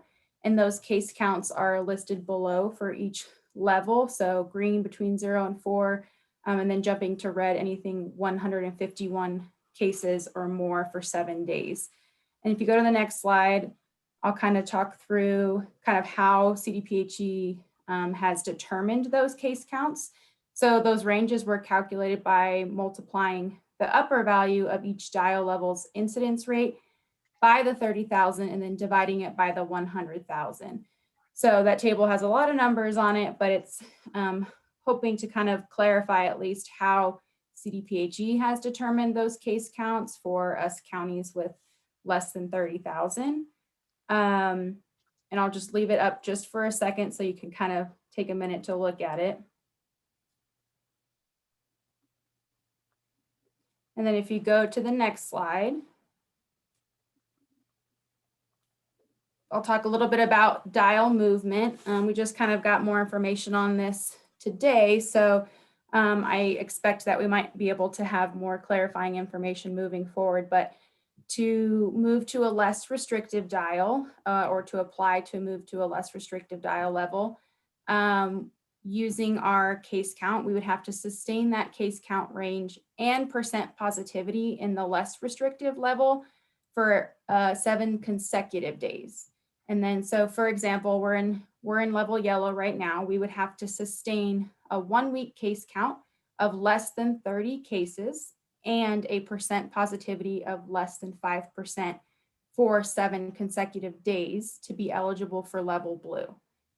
If we were to need to move to a more restrictive dial level, we would not be required to move unless the county exceeded the comparable case count range and had a second metric, such as the percent positivity or hospitalizations, exceeding the thresholds for the county's dial level. So as we're in level yellow again, that is using a comparable case count in lieu of incidence rate. If we exceeded 90 cases and the percent positivity exceeded 7.5%, then we would need to be moved to a more restrictive level.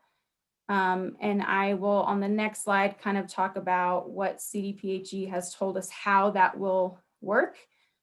So when we have sustained those requirements to move to a less restrictive level for 7 consecutive days, that will trigger the process. And CDPHE will confirm those metrics on day 7, and they'll issue a formal letter on day 8, making the move official on day 9. And just again, that when a county is using case counts instead of the incidence rates, we do have to meet both level requirements for percent positivity and hospitalizations and the case count. So all 3 of the metrics to move to a less restrictive level. To move to a more restrictive level, when a small county sustains 2 of those elevated metrics for 5 consecutive days, that will trigger the process to move into a more restrictive level. CDPHE will confirm those metrics on day 5, issue a formal letter on day 6, and making the move official on day 7. They did say that if that day 5 falls on a Friday, Saturday, or Sunday, the process would be delayed until the following Monday. So that was a lot. So we can always, after I finish through my slides, we can revisit any of those items, but that's the latest and greatest update from CDPHE. If you move on to the next slide, I just want to touch on some of the guideline changes that occurred in this most recent public health order. More specifically, what applies to us right now in our current level yellow. It allowed restaurants to expand capacity to 150 without using the distancing space calculator, as well as expanding last call for restaurants to 1 a.m. Indoor events can expand capacity to 150 for seated events without using that distancing space calculator.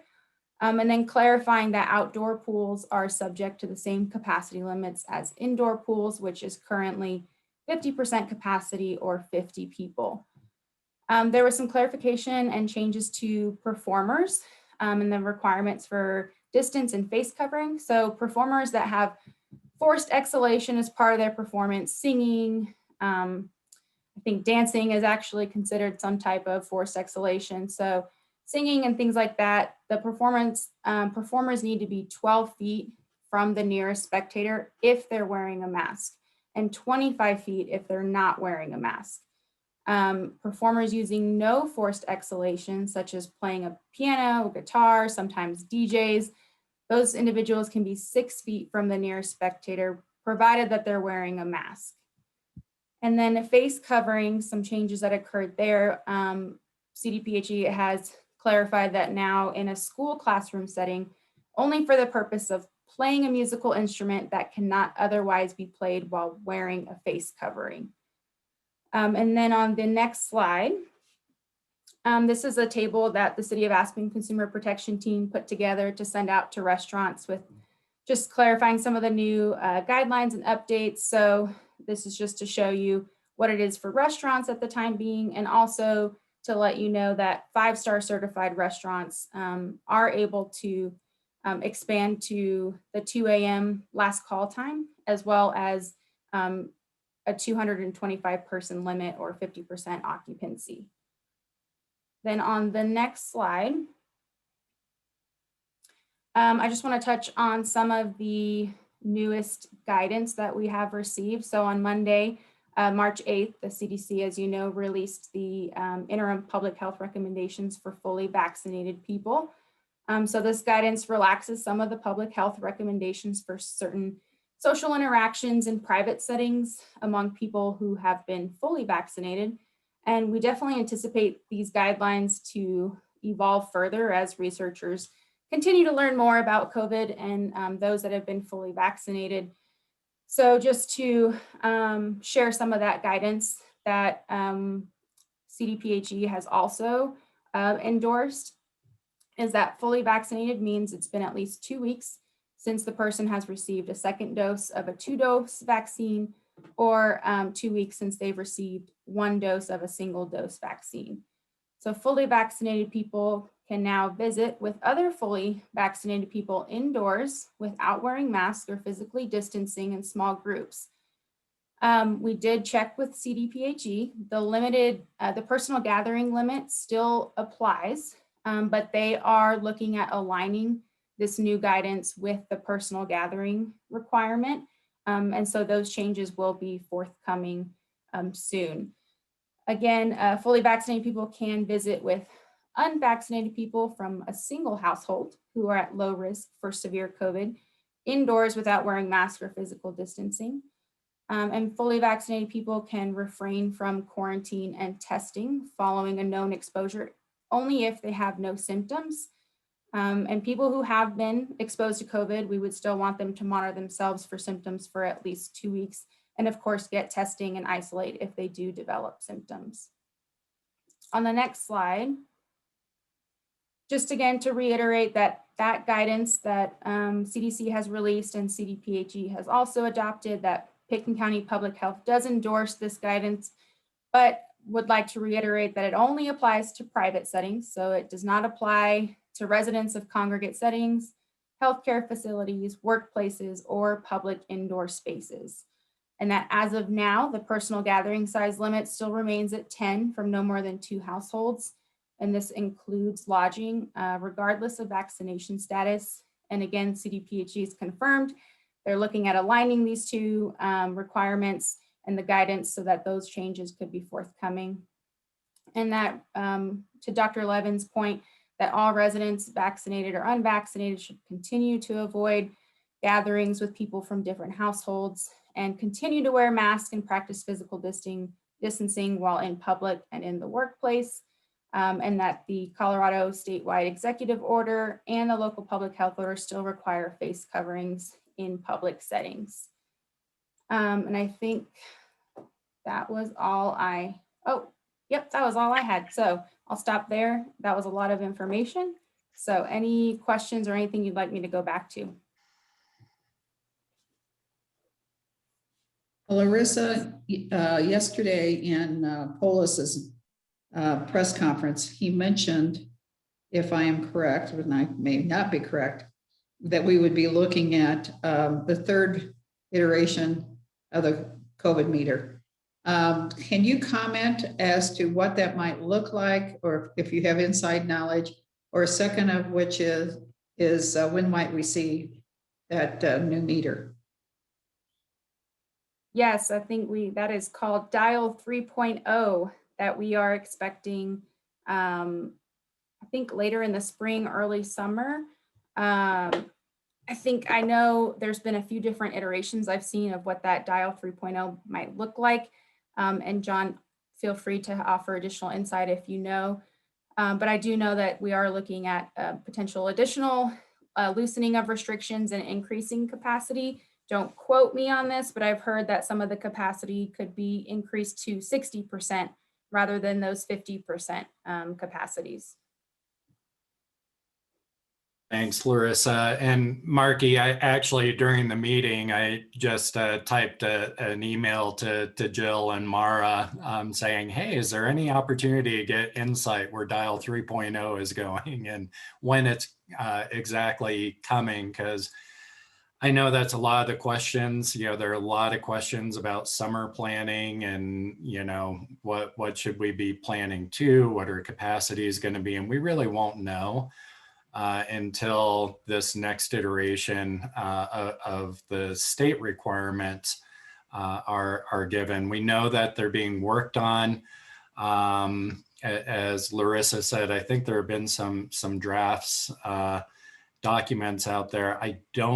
I haven't seen them myself. I don't know if they've been consistent yet. And so, Suzuho, I don't know if you've seen anything, but I think it's still to come.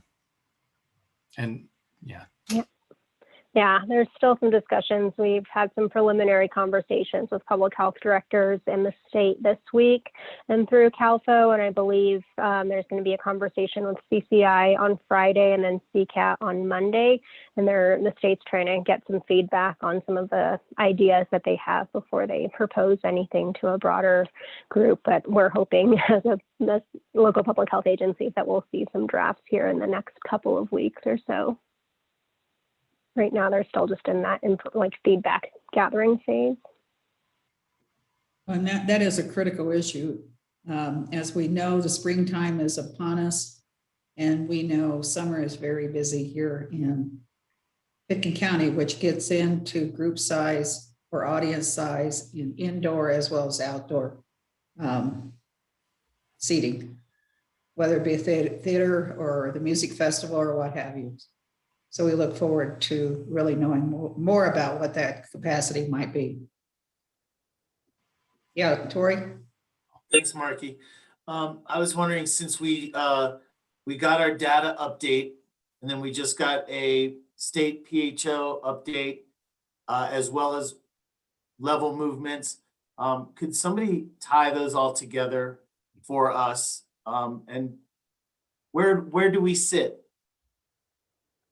Not just what level we're in, I understand that, but what's our trend, or where are we? I mean, depending on who you ask, some people are like, we're scratching at the bottom side of level orange again, and other people are saying, no, I hear a lot of talk about level blue coming up.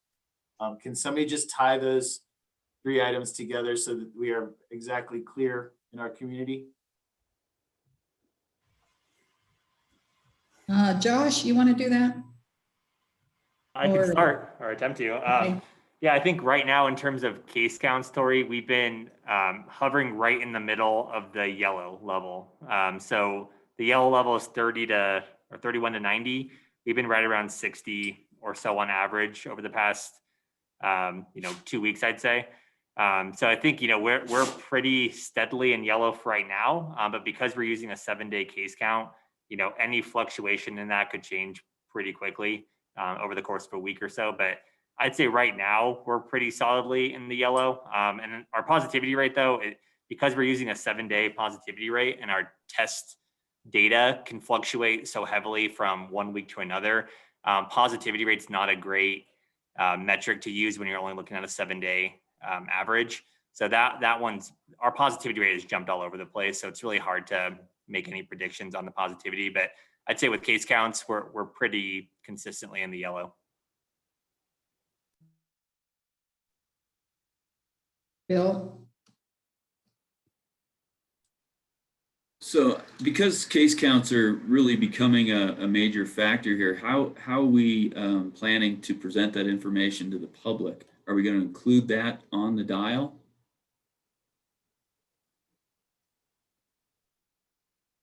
Josh? I'll let Suzuho or someone that works on the data team take that one. Suzuho?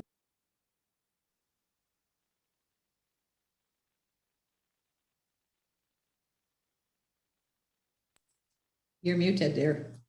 Sorry, I'm on my phone and my computer here. Can you hear me now? Okay.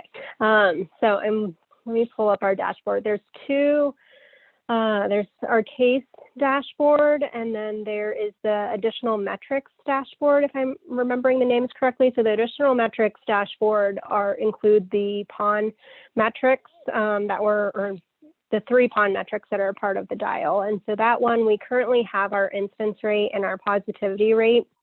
In general, we have received feedback actually earlier this week that people are wanting to see that case count data. So our data team's working on adding that as a new kind of data to be displayed on that page to supplement the case dashboard. So I don't have an exact time frame. We're hoping to get our vaccine and our testing dashboards launched either this week or early next week. So I'm hoping that we can get those case count data to align with the state kind of adjustment that Larissa just talked us through, maybe later next week or the week after. But it's a little bit of a process to get it all pulled together and laid out on our dashboards, but they should be coming up here shortly. Thank you. Tom? And John? The Wheeler Opera House new CEO, Lisa Rigsby Peterson, is in town now. And she's eager to plan for the Wheeler for the months ahead. I'm sitting on that board as well as Tori, and I'd like to alert you that we now have a new director. The Opera House, of course, has 500 seats, which of course is totally infeasible now, but she is eager to know what to do in scheduling events in the future.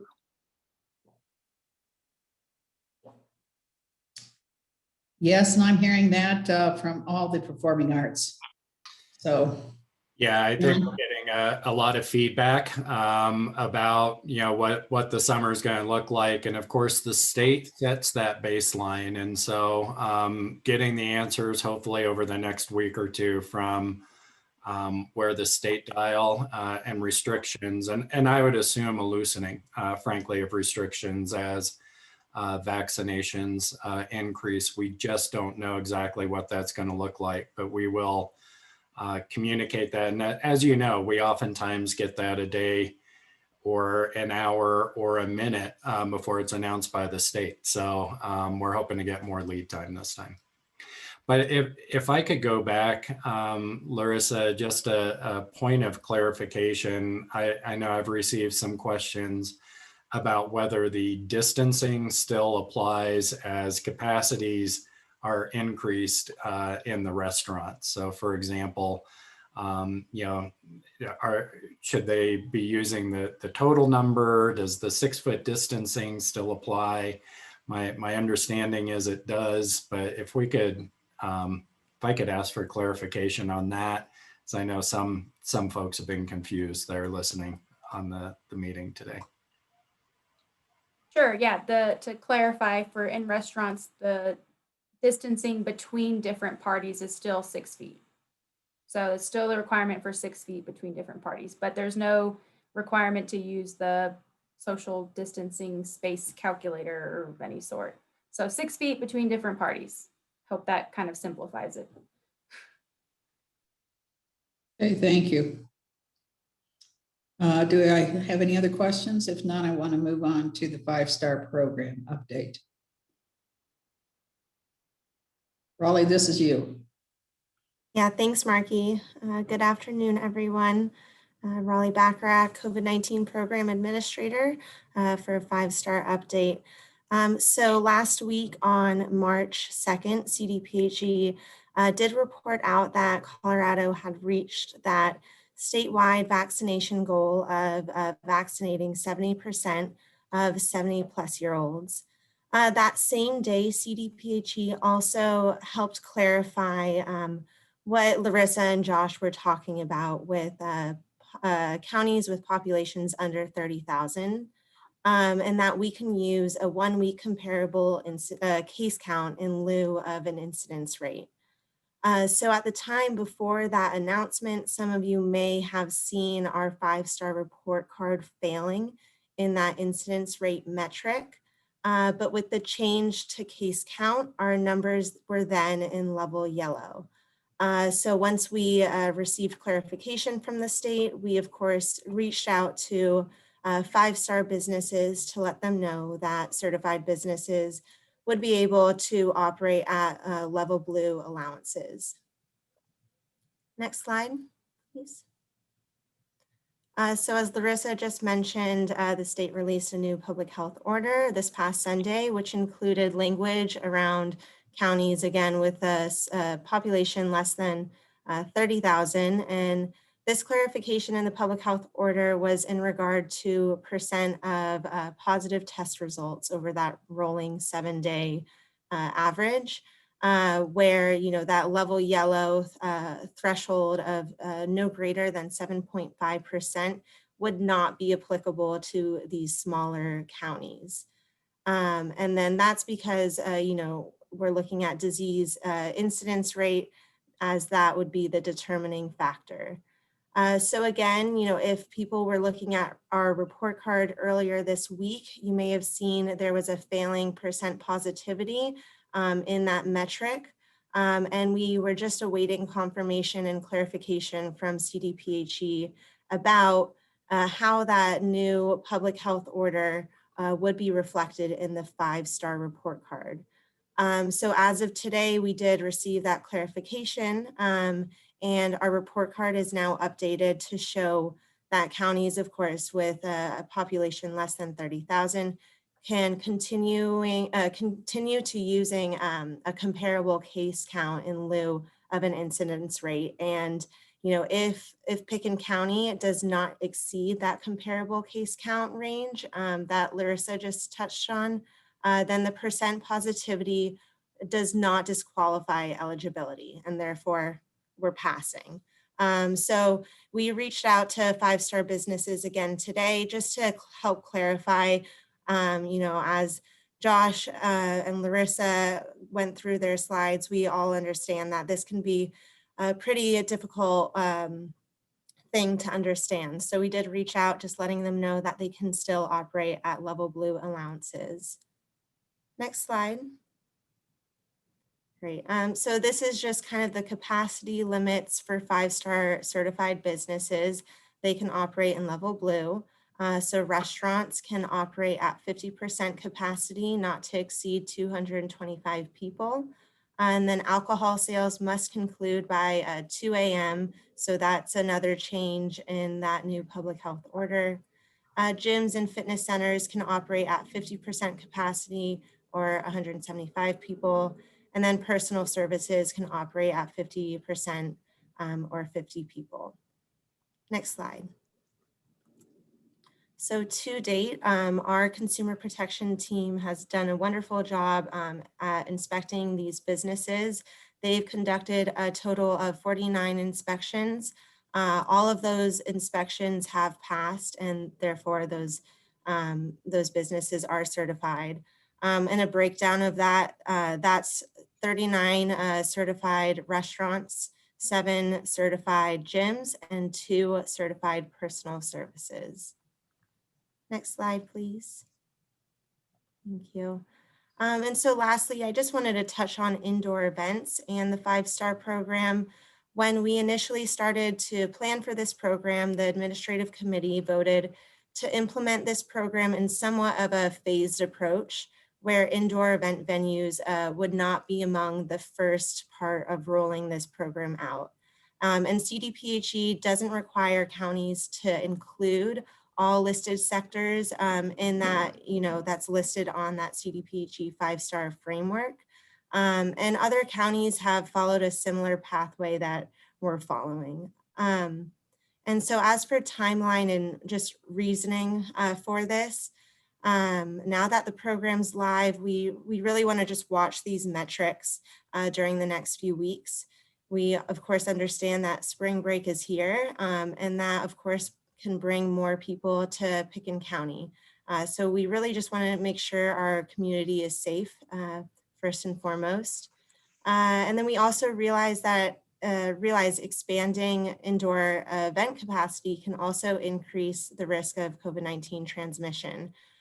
So, while we do start expanding some capacity among these other 3 sectors, we just want to make sure we're not doing more harm to our community. We want to just continue to that our metrics are staying at a reasonable level.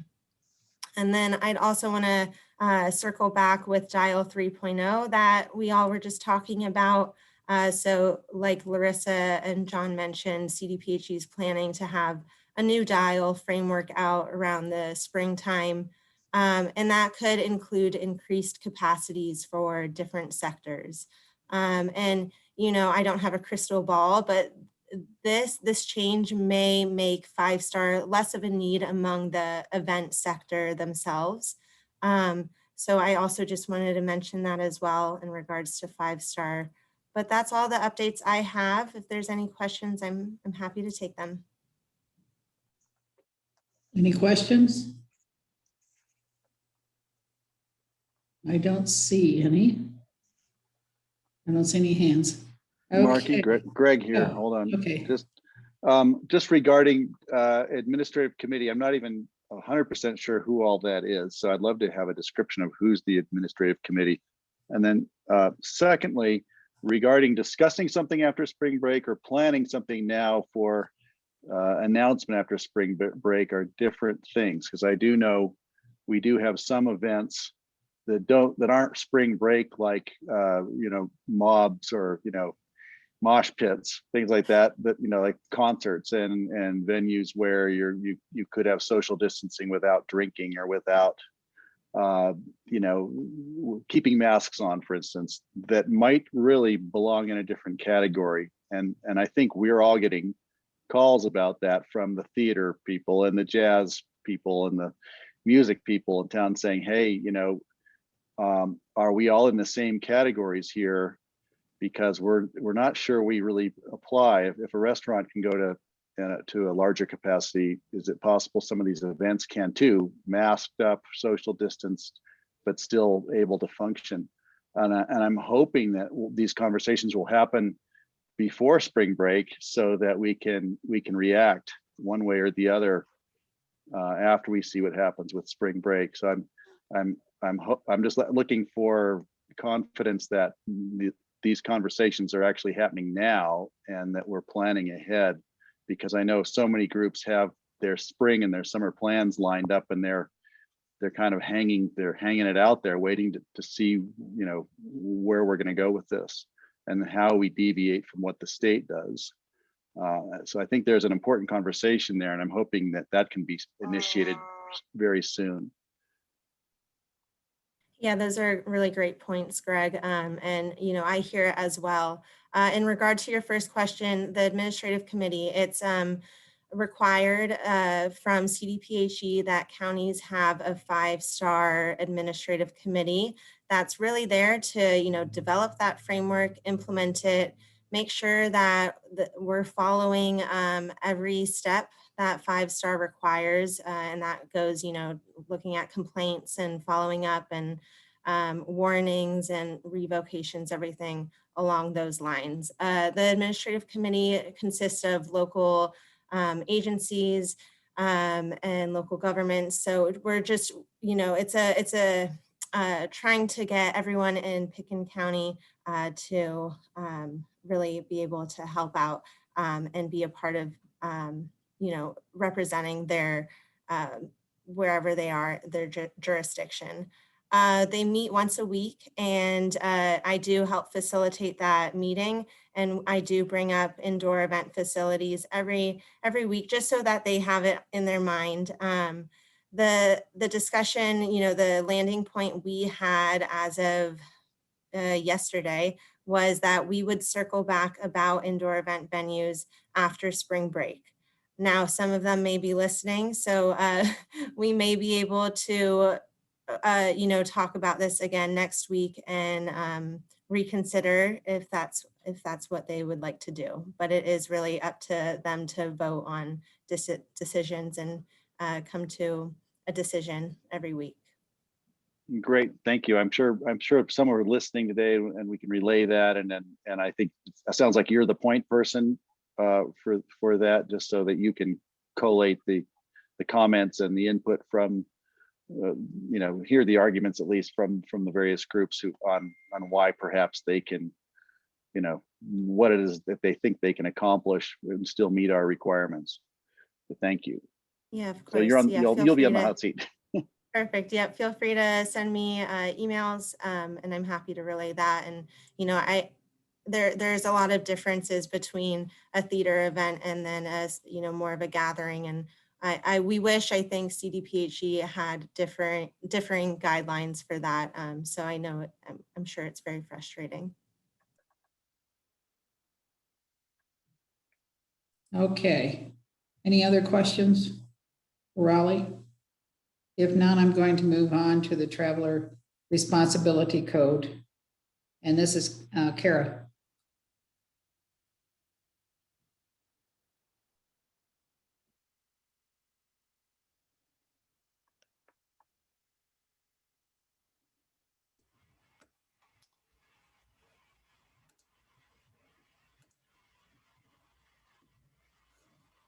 Kara, I think you're muted. Yeah. Okay, let's try that again. Yeah. So Kara Silbernagel, Policy and Project Manager, and really here to give an overview of the changes that was previously the Traveler Affidavit and is now the Traveler Responsibility Code. That is really based off of the Board of Health direction at the last meeting. So beginning on March 5th, all travelers staying at least one night in Pickens County are still required to complete the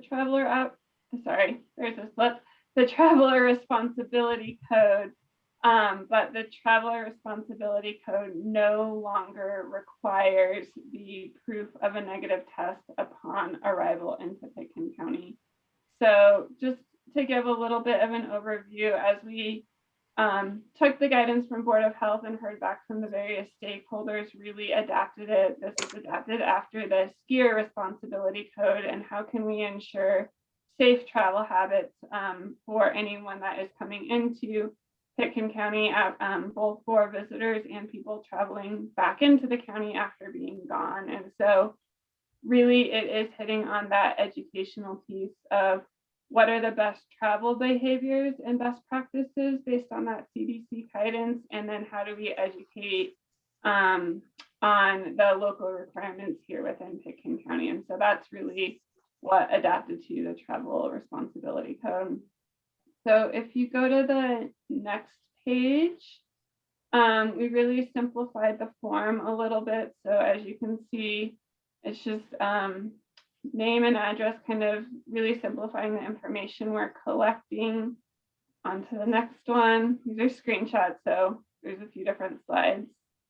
How people are arriving, what type of resident or visitor they might be to the county, where they're staying, an arrival date, and kind of the size of the party. And the hope is that with some of this information, it can help inform what we might look to for the summer program as well. Next slide. So sorry, this is pretty small. It is all up on our website as well. But this is really the meat of the Traveler Responsibility Code. So it is addressing travel practices if you are fully vaccinated, if you have not been fully vaccinated and might be exposed and are symptomatic or not symptomatic, and really just re-sharing those CDC recommendations for any travel before coming into Pickens County. And then again, reiterating the Pickens County public health order requirements. So the masking requirements, the physical distancing, washing hands, and the requirements for self-isolating, getting tested, seeking testing, being quarantined if you are not vaccinated, and following those guidelines, and then education about our personal gathering limitations and requirements. And next slide. Yeah. And again, here is just a simple acknowledgement of that someone has read it and has reviewed the Traveler Responsibility Code, and that is kind of a summary of what the Traveler Affidavit program has morphed into. So I think that's the last slide. Oh, okay. So yeah, and as we looked at this interim step between winter and then moving into summer, is we kept with the Traveler Responsibility Code still applies to anyone spending one or more nights in Pickens County. that doesn't meet any of the exemptions, and those exemptions are the same as they were prior. So anyone commuting up and down in the valley for work, and I'm going to miss some of them, but they are all on our website. And it applies to all individuals coming to Pitkin County if they've been away from the county for 10 days or more.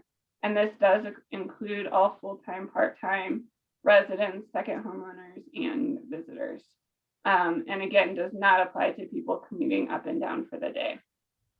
So really the changes that we made, again, is implementing more of those CDC recommendations and trying to simplify the form so it really does serve of what we found was the benefit of the traveler affidavit, which really is that educational component, and how to really implore everyone to practice the best practices for traveling during COVID. And so that's the program as it is now. We are looking in the end of April. We'll bring back together our stakeholder group of lodging and hospitality to start discussing, knowing the different behaviors in the summer, start discussing what this may or may not look like for the summer program and bring that back to the Board of Health. Thank you, I Kara. will pause there for any questions or comments. Yeah, Mark, you have questions? Yes, please, Patty. Kara, it might be on the website somewhere, but I see nothing mentioned about people who recently had COVID, went through their quarantine time, and then were to travel. Do they have to test? Because I was told that they might test positive, even though they technically aren't. I mean, I don't see any mention of that. That's the first question. Second question is, if I'm a resident coming back, how do I fill out a date of departure when I'm not departing? Good points, Patty. So the first question is, yes, those that have tested positive or have had COVID in the past 90 days, that guidance is kind of up on the website, that they do not need to have the testing. It is, again, still a best practice for getting tested, but it's not a requirement and follows those quarantine requirements that are laid out about if you've tested positive in the past 90 days. As for the departure date, let me look at that, because I'm not sure if we made that a required field, but we can make it an optional field. So okay, thank you for that. You could make it aspirational, Patty. I can make it, I don't have to come back, you mean? Yeah, you can make it aspirational when you get aspirational when I want to leave again. Okay, thanks, John.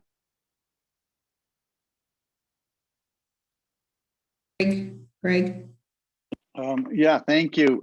I sent an email earlier, I think to Suzuho or someone who could distribute to Board of Health, and it included an article in the New York Times about how they're trying to reopen theater and venues once again.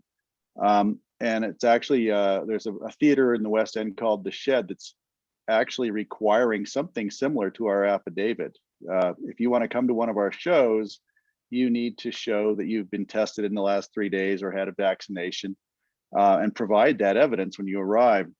I thought that was pretty interesting, because I know the local theater people are the ones who alerted me to it and are very interested in something like that in order to help create a safe scenario this summer. And then also, I know Marky spoke with Jim Horowitz at Jazz Aspen, who was talking about a rapid testing protocol that some venues are using, where they're saying, we'll give you a 15-minute test, and if you pass, you can come in, but if you don't, you've got to go home, or provide evidence of a vaccination or a recent test.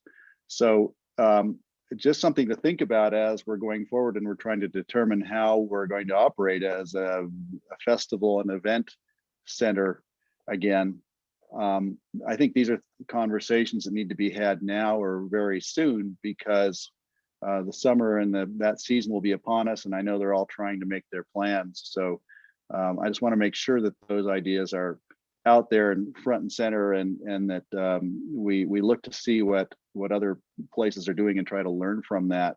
And this may be stuff that we can propose to the state.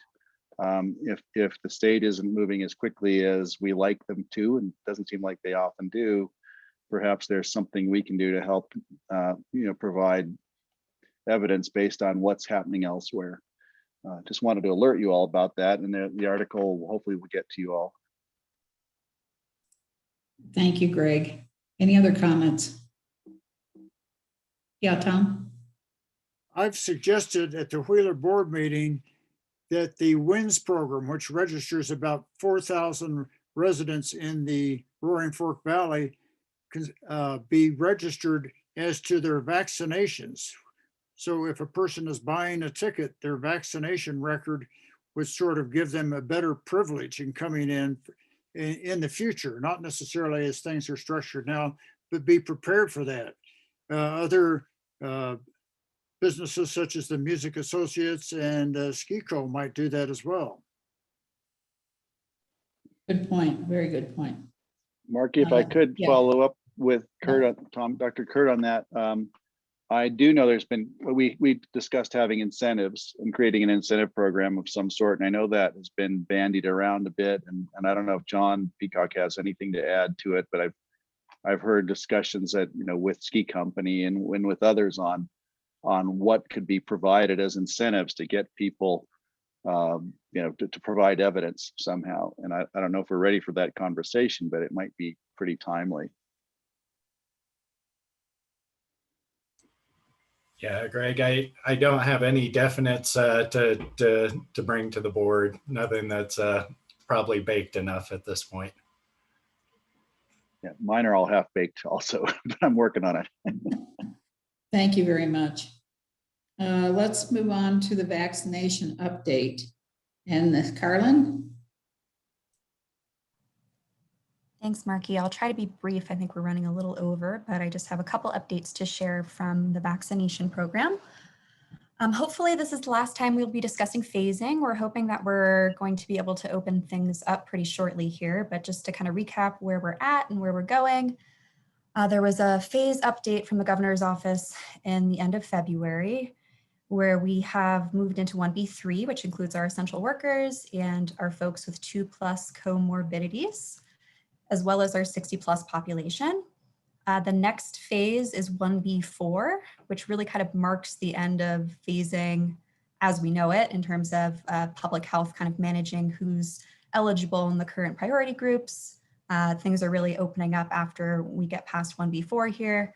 So we're expecting in the next week or two to be able to get to our restaurant workers, our folks with 1+ comorbidities, and our 50+ population, which is a lot of people. Some clarifications as to, these phase shifts have been a little sticky and just how, things have changed kind of retroactively. So we have some slight variations from the state plan in terms of just continuing the plans and conversations we had with essential workplaces. The goal is really to get shots in arms as efficiently as possible once we receive them. And the goal of the IMT is to get to everyone in the community who wants a vaccine. Next slide, please. So with that in mind, we are making really amazing progress, but we're not through things yet. I want to reiterate what Kim and Josh both said, which is it's very important to stay the course with our other measures until the rest of our friends are able to get vaccinated. So we're getting close. We have had a second dose clinic on March 5th, where we were able to get most of our educators through their full vaccination series. We also are very lucky to be one of the first sites to receive the Johnson & Johnson vaccine. 1,500 doses administered on the 7th, which was amazing with no hiccups in terms of the operations, which was a big progress in the ability to address our essential workers, our 2+ comorbidities, and our 60+. We had a smaller allocation this week, which was unfortunate, but it did allow us to be targeted in our outreach and just be a little bit more thoughtful about folks who may have been slipping through the cracks and may have needed a little additional assistance with registration. So we reached out to our 70+ that are still kind of a rolling basis, folks with limited internet access, and made sure that we save space for our Latinx and Spanish speaking preference folks. We also had some folks call in and kind of did a little bit different communications this week. Next week, we're moving into 1B4, and the state's goal is to really get to that piece by the 21st of March.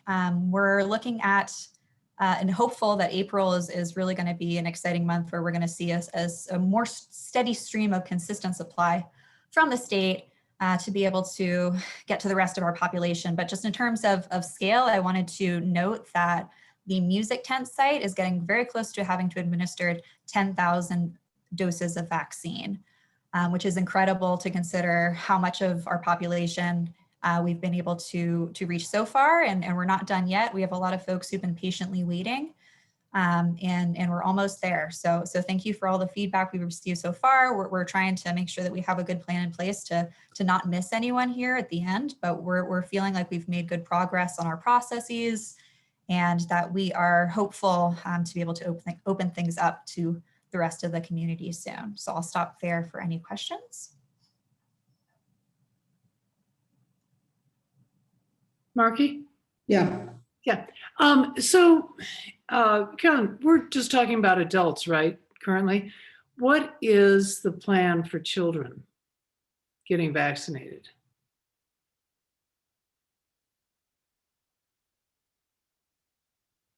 Linda, you want to comment? They're still in the research portion of that with children. So they're thinking, according to Dr. Fauci, probably by fall. They might be, and maybe it might be sooner because things seem to be moving along. I don't know if Dr. Levin has a comment on that. Okay. Real quick, is that 16 and under, 18 and under? What's the age range? Thanks, Linda. Yeah, so the research on all of the vaccines have only included the phase 3 trials, only included adults. So they don't actually have the data on, so it's 18 and older for Moderna and Johnson & Johnson. Pfizer goes to 16. So there is this opportunity for the 16 and 17-year-olds to get Pfizer. However, below 16 at this point, there are no data. So they're not eligible for vaccination. And like Linda said, there is a lot of work being done right now from the 12 to 18-year-olds. And my thought is that they'll be open at some point, hopefully before the fall, but maybe that's reasonable. But there is a lot of work, and I think it will be happening at some point soon. Okay, thanks. That's great information. But Marky, maybe at another Board of Health meeting, when we're closer, all the adults having been vaccinated, some discussion of how we keep our kids safe, even though we're all vaccinated. Okay, I think that's a great idea. I'm trying to follow some of the children's research that is going on, and we got a long way to go.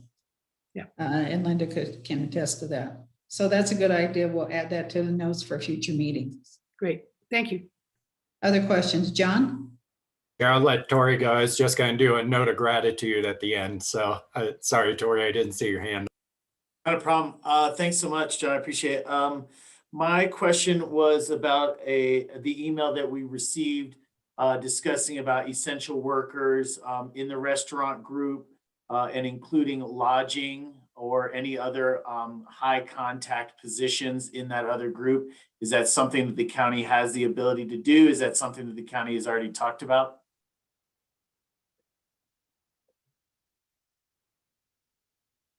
Sorry, Tori, I'm not sure which email you're referring to. I believe that Carly has led the charge on some of the outreach for essential workers, but we're thinking that next week we're looking at one before. I'm not sure if someone can speak policy-wise what the decision was on that front. Yeah, Tori, so got a large group of people to get through and one before for sure. Thanks, John. Yeah, so sorry, Carlin. That's I think a letter that at least came my way today with a request to prioritize lodging employees.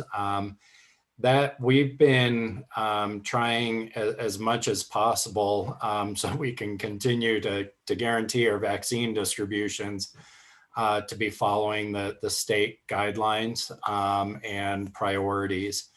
And so that is a discussion that I know has risen to the state level, but there's not been a change in priority. I think restaurant workers were included because of the, as we've all acknowledged, being indoors without mask activity without masks is inherently riskier than some others because of the time of contact and such. And so I think that's why the state placed the restaurant workers into the next category, but maybe not some others. And so we can't change the state priorities in that regard, but we'll be continuing to watch for that discussion. Great, and that's assuring just to know that that is something that you're in consideration of.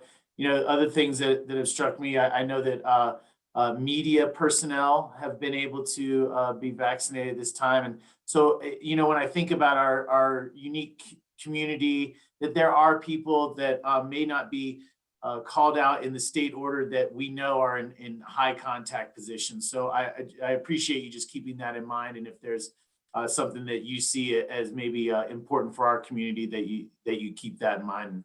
And you have my support for moving that in the direction you need to. I had another quick question, two more quick questions. Did Dr. Levins say earlier that her expectation is to have an annual vaccination? Did I misunderstand what you were saying earlier? Where I was just making a projection that, like the flu vaccine, there's a little different vaccine every fall that we get. And thinking of in the future with COVID, that potentially it may follow kind of a similar, that what we were talking about at the time is COVID here to stay, and just kind of anticipating the possibility that yes, it is, and potentially, but again, we don't know anything about it at this point. It was more of a projection into the future of how it will be staying here and potentially regular vaccinations as it mutates and changes. I appreciate it. Hey, I think your projections probably have a great degree of validity. So I appreciate you just sharing that. And I just wanted to put it out there because I think people should kind of understand what the process going forward might look like. And so I appreciated that. And then the last question I had about this is recently I only heard some of it. I know some people that took advantage of it, but was there something about extra doses being available at Valley View Hospital? I know some people that were able to go down and get vaccinated there. Was that a one-time event? Does anybody know any more details about that situation? Linda? Just via my own patients and through the community, they definitely have extra vaccine. They don't right now, but they did earlier in the week. And I had a couple of younger people actually sign up. And today I had a patient come in who said the Basalt Middle School is giving vaccines from 1 to 5 every day. And she happened to go with her parents, and she's 33. And they had 22 no-shows because of people that went for the Johnson & Johnson 1-dose vaccine. And they told her to fill out a form, and she was able to get vaccinated, and was so grateful to have had that opportunity. And so apparently Basalt Middle School is doing vaccines on a daily basis, and will have extras for people that have filled out the forms. They'll call them back and get vaccines. So we have a really robust registration process. And so we create waiting lists based on the priorities ahead of time. So when, that happens at our drive-through clinic too, where we have no-shows or such, but because of the way we're organized, we already have a waiting list of folks that are in that priority category. So there are 0 wasted shots, but there are no extras for people hanging out at the end of the day. And having worked the traffic there, I know people come by to check, for those extras at the end of the day. And so for entities that don't have that kind of robust pre-registration, they'll oftentimes have some extras at the end of the day. And it's important not to waste them, to get the shots into arms, but that definitely does not happen for anyone listening at our vaccine clinic. Thank you. Any other comments? I wasn't aware of Basalt Middle School. That's interesting. Kim? I just wanted to comment. I think this really reflects kind of the systems that have been going on with vaccinations, that every county, there has not been a systematic allotment per county in a way to expect how much to get. And we, in Pitkin, we get a certain amount. We have no idea. We can apply for a certain amount, but there really has not been a systematic allotment. And I think that's really what we're seeing here. So we're seeing Garfield County got a large number, 3,500. Why did they get that? And we got something much less. There's not a lot of rhyme or reason. And so I think we're seeing this locally as our geography of our valley crosses 3 counties, that we're able to kind of compare as neighbors, and the way different counties are going through the phases and sticking to the phases versus how we're doing it. Anyway, I think that's what we're seeing. And so it looks a little confusing. Again, the overall goal is to get shots in arms. And I think that's the success story here. Thank you. Anyone else? Any other comments? Yeah, John? Mark, I know we're running out of time. I just also want to add, just so the board knows, it takes a large number of volunteers and just an appreciation for our community members, all the organizations represented on this board. We have a list of over 265 people that we blast out volunteer requests each week as we put our vaccine clinics together. And it's like it's like getting a concert ticket to be able to volunteer at the clinic. And so that just speaks to just great community spirit. And I just want to thank all the organizations and community members who are participating in that effort, because we are doing it really, really well as a community. I totally agree with you. And I do know quite a few people that are volunteering, and they love it, and it's fun. And I love the outfits that some people are wearing, their get up to the vaccine clinic. Okay, it's time for round robin, and I happen to have 5 minutes. Anyone got any burning issue?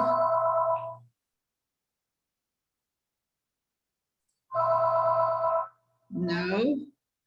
Okay, next meeting is on April the 8th. It'll be at 1 o'clock. And our goal is to get to monthly meetings. And I've talked a little bit to Jordana about continuing with the every other week. And on opposite weeks, we get back to the business of all of the state mandated programs. So that is in discussion, and hopefully we'll be able to make that happen over the next few months. So with that said, Greg? You caught me quickly on round robin. Just wanted to say, if anybody has an inclination to volunteer for the vaccination clinics, it's so rewarding. One, because everyone is so grateful to be getting the vaccinations, and you'll see people in every state of elation coming out of there.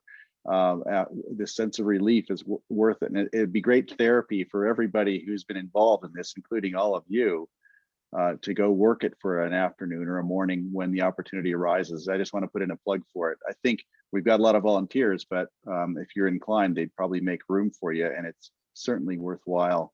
Thanks. Sorry about that. Thank you. Do I have a motion to adjourn? John's got another comment. I'm sorry, Marky, but just before, just on behalf of Jordana, I just want to, on this 1-year anniversary, again, repeat what Suzuho had started saying, which is thank you all.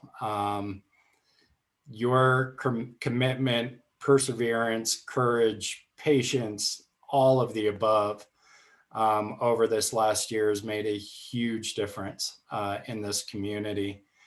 And I just want to share, we've got a quote on our building that's aimed at our employees, but also all of our citizen volunteers, which obviously many of you are. And I just want to share it with you.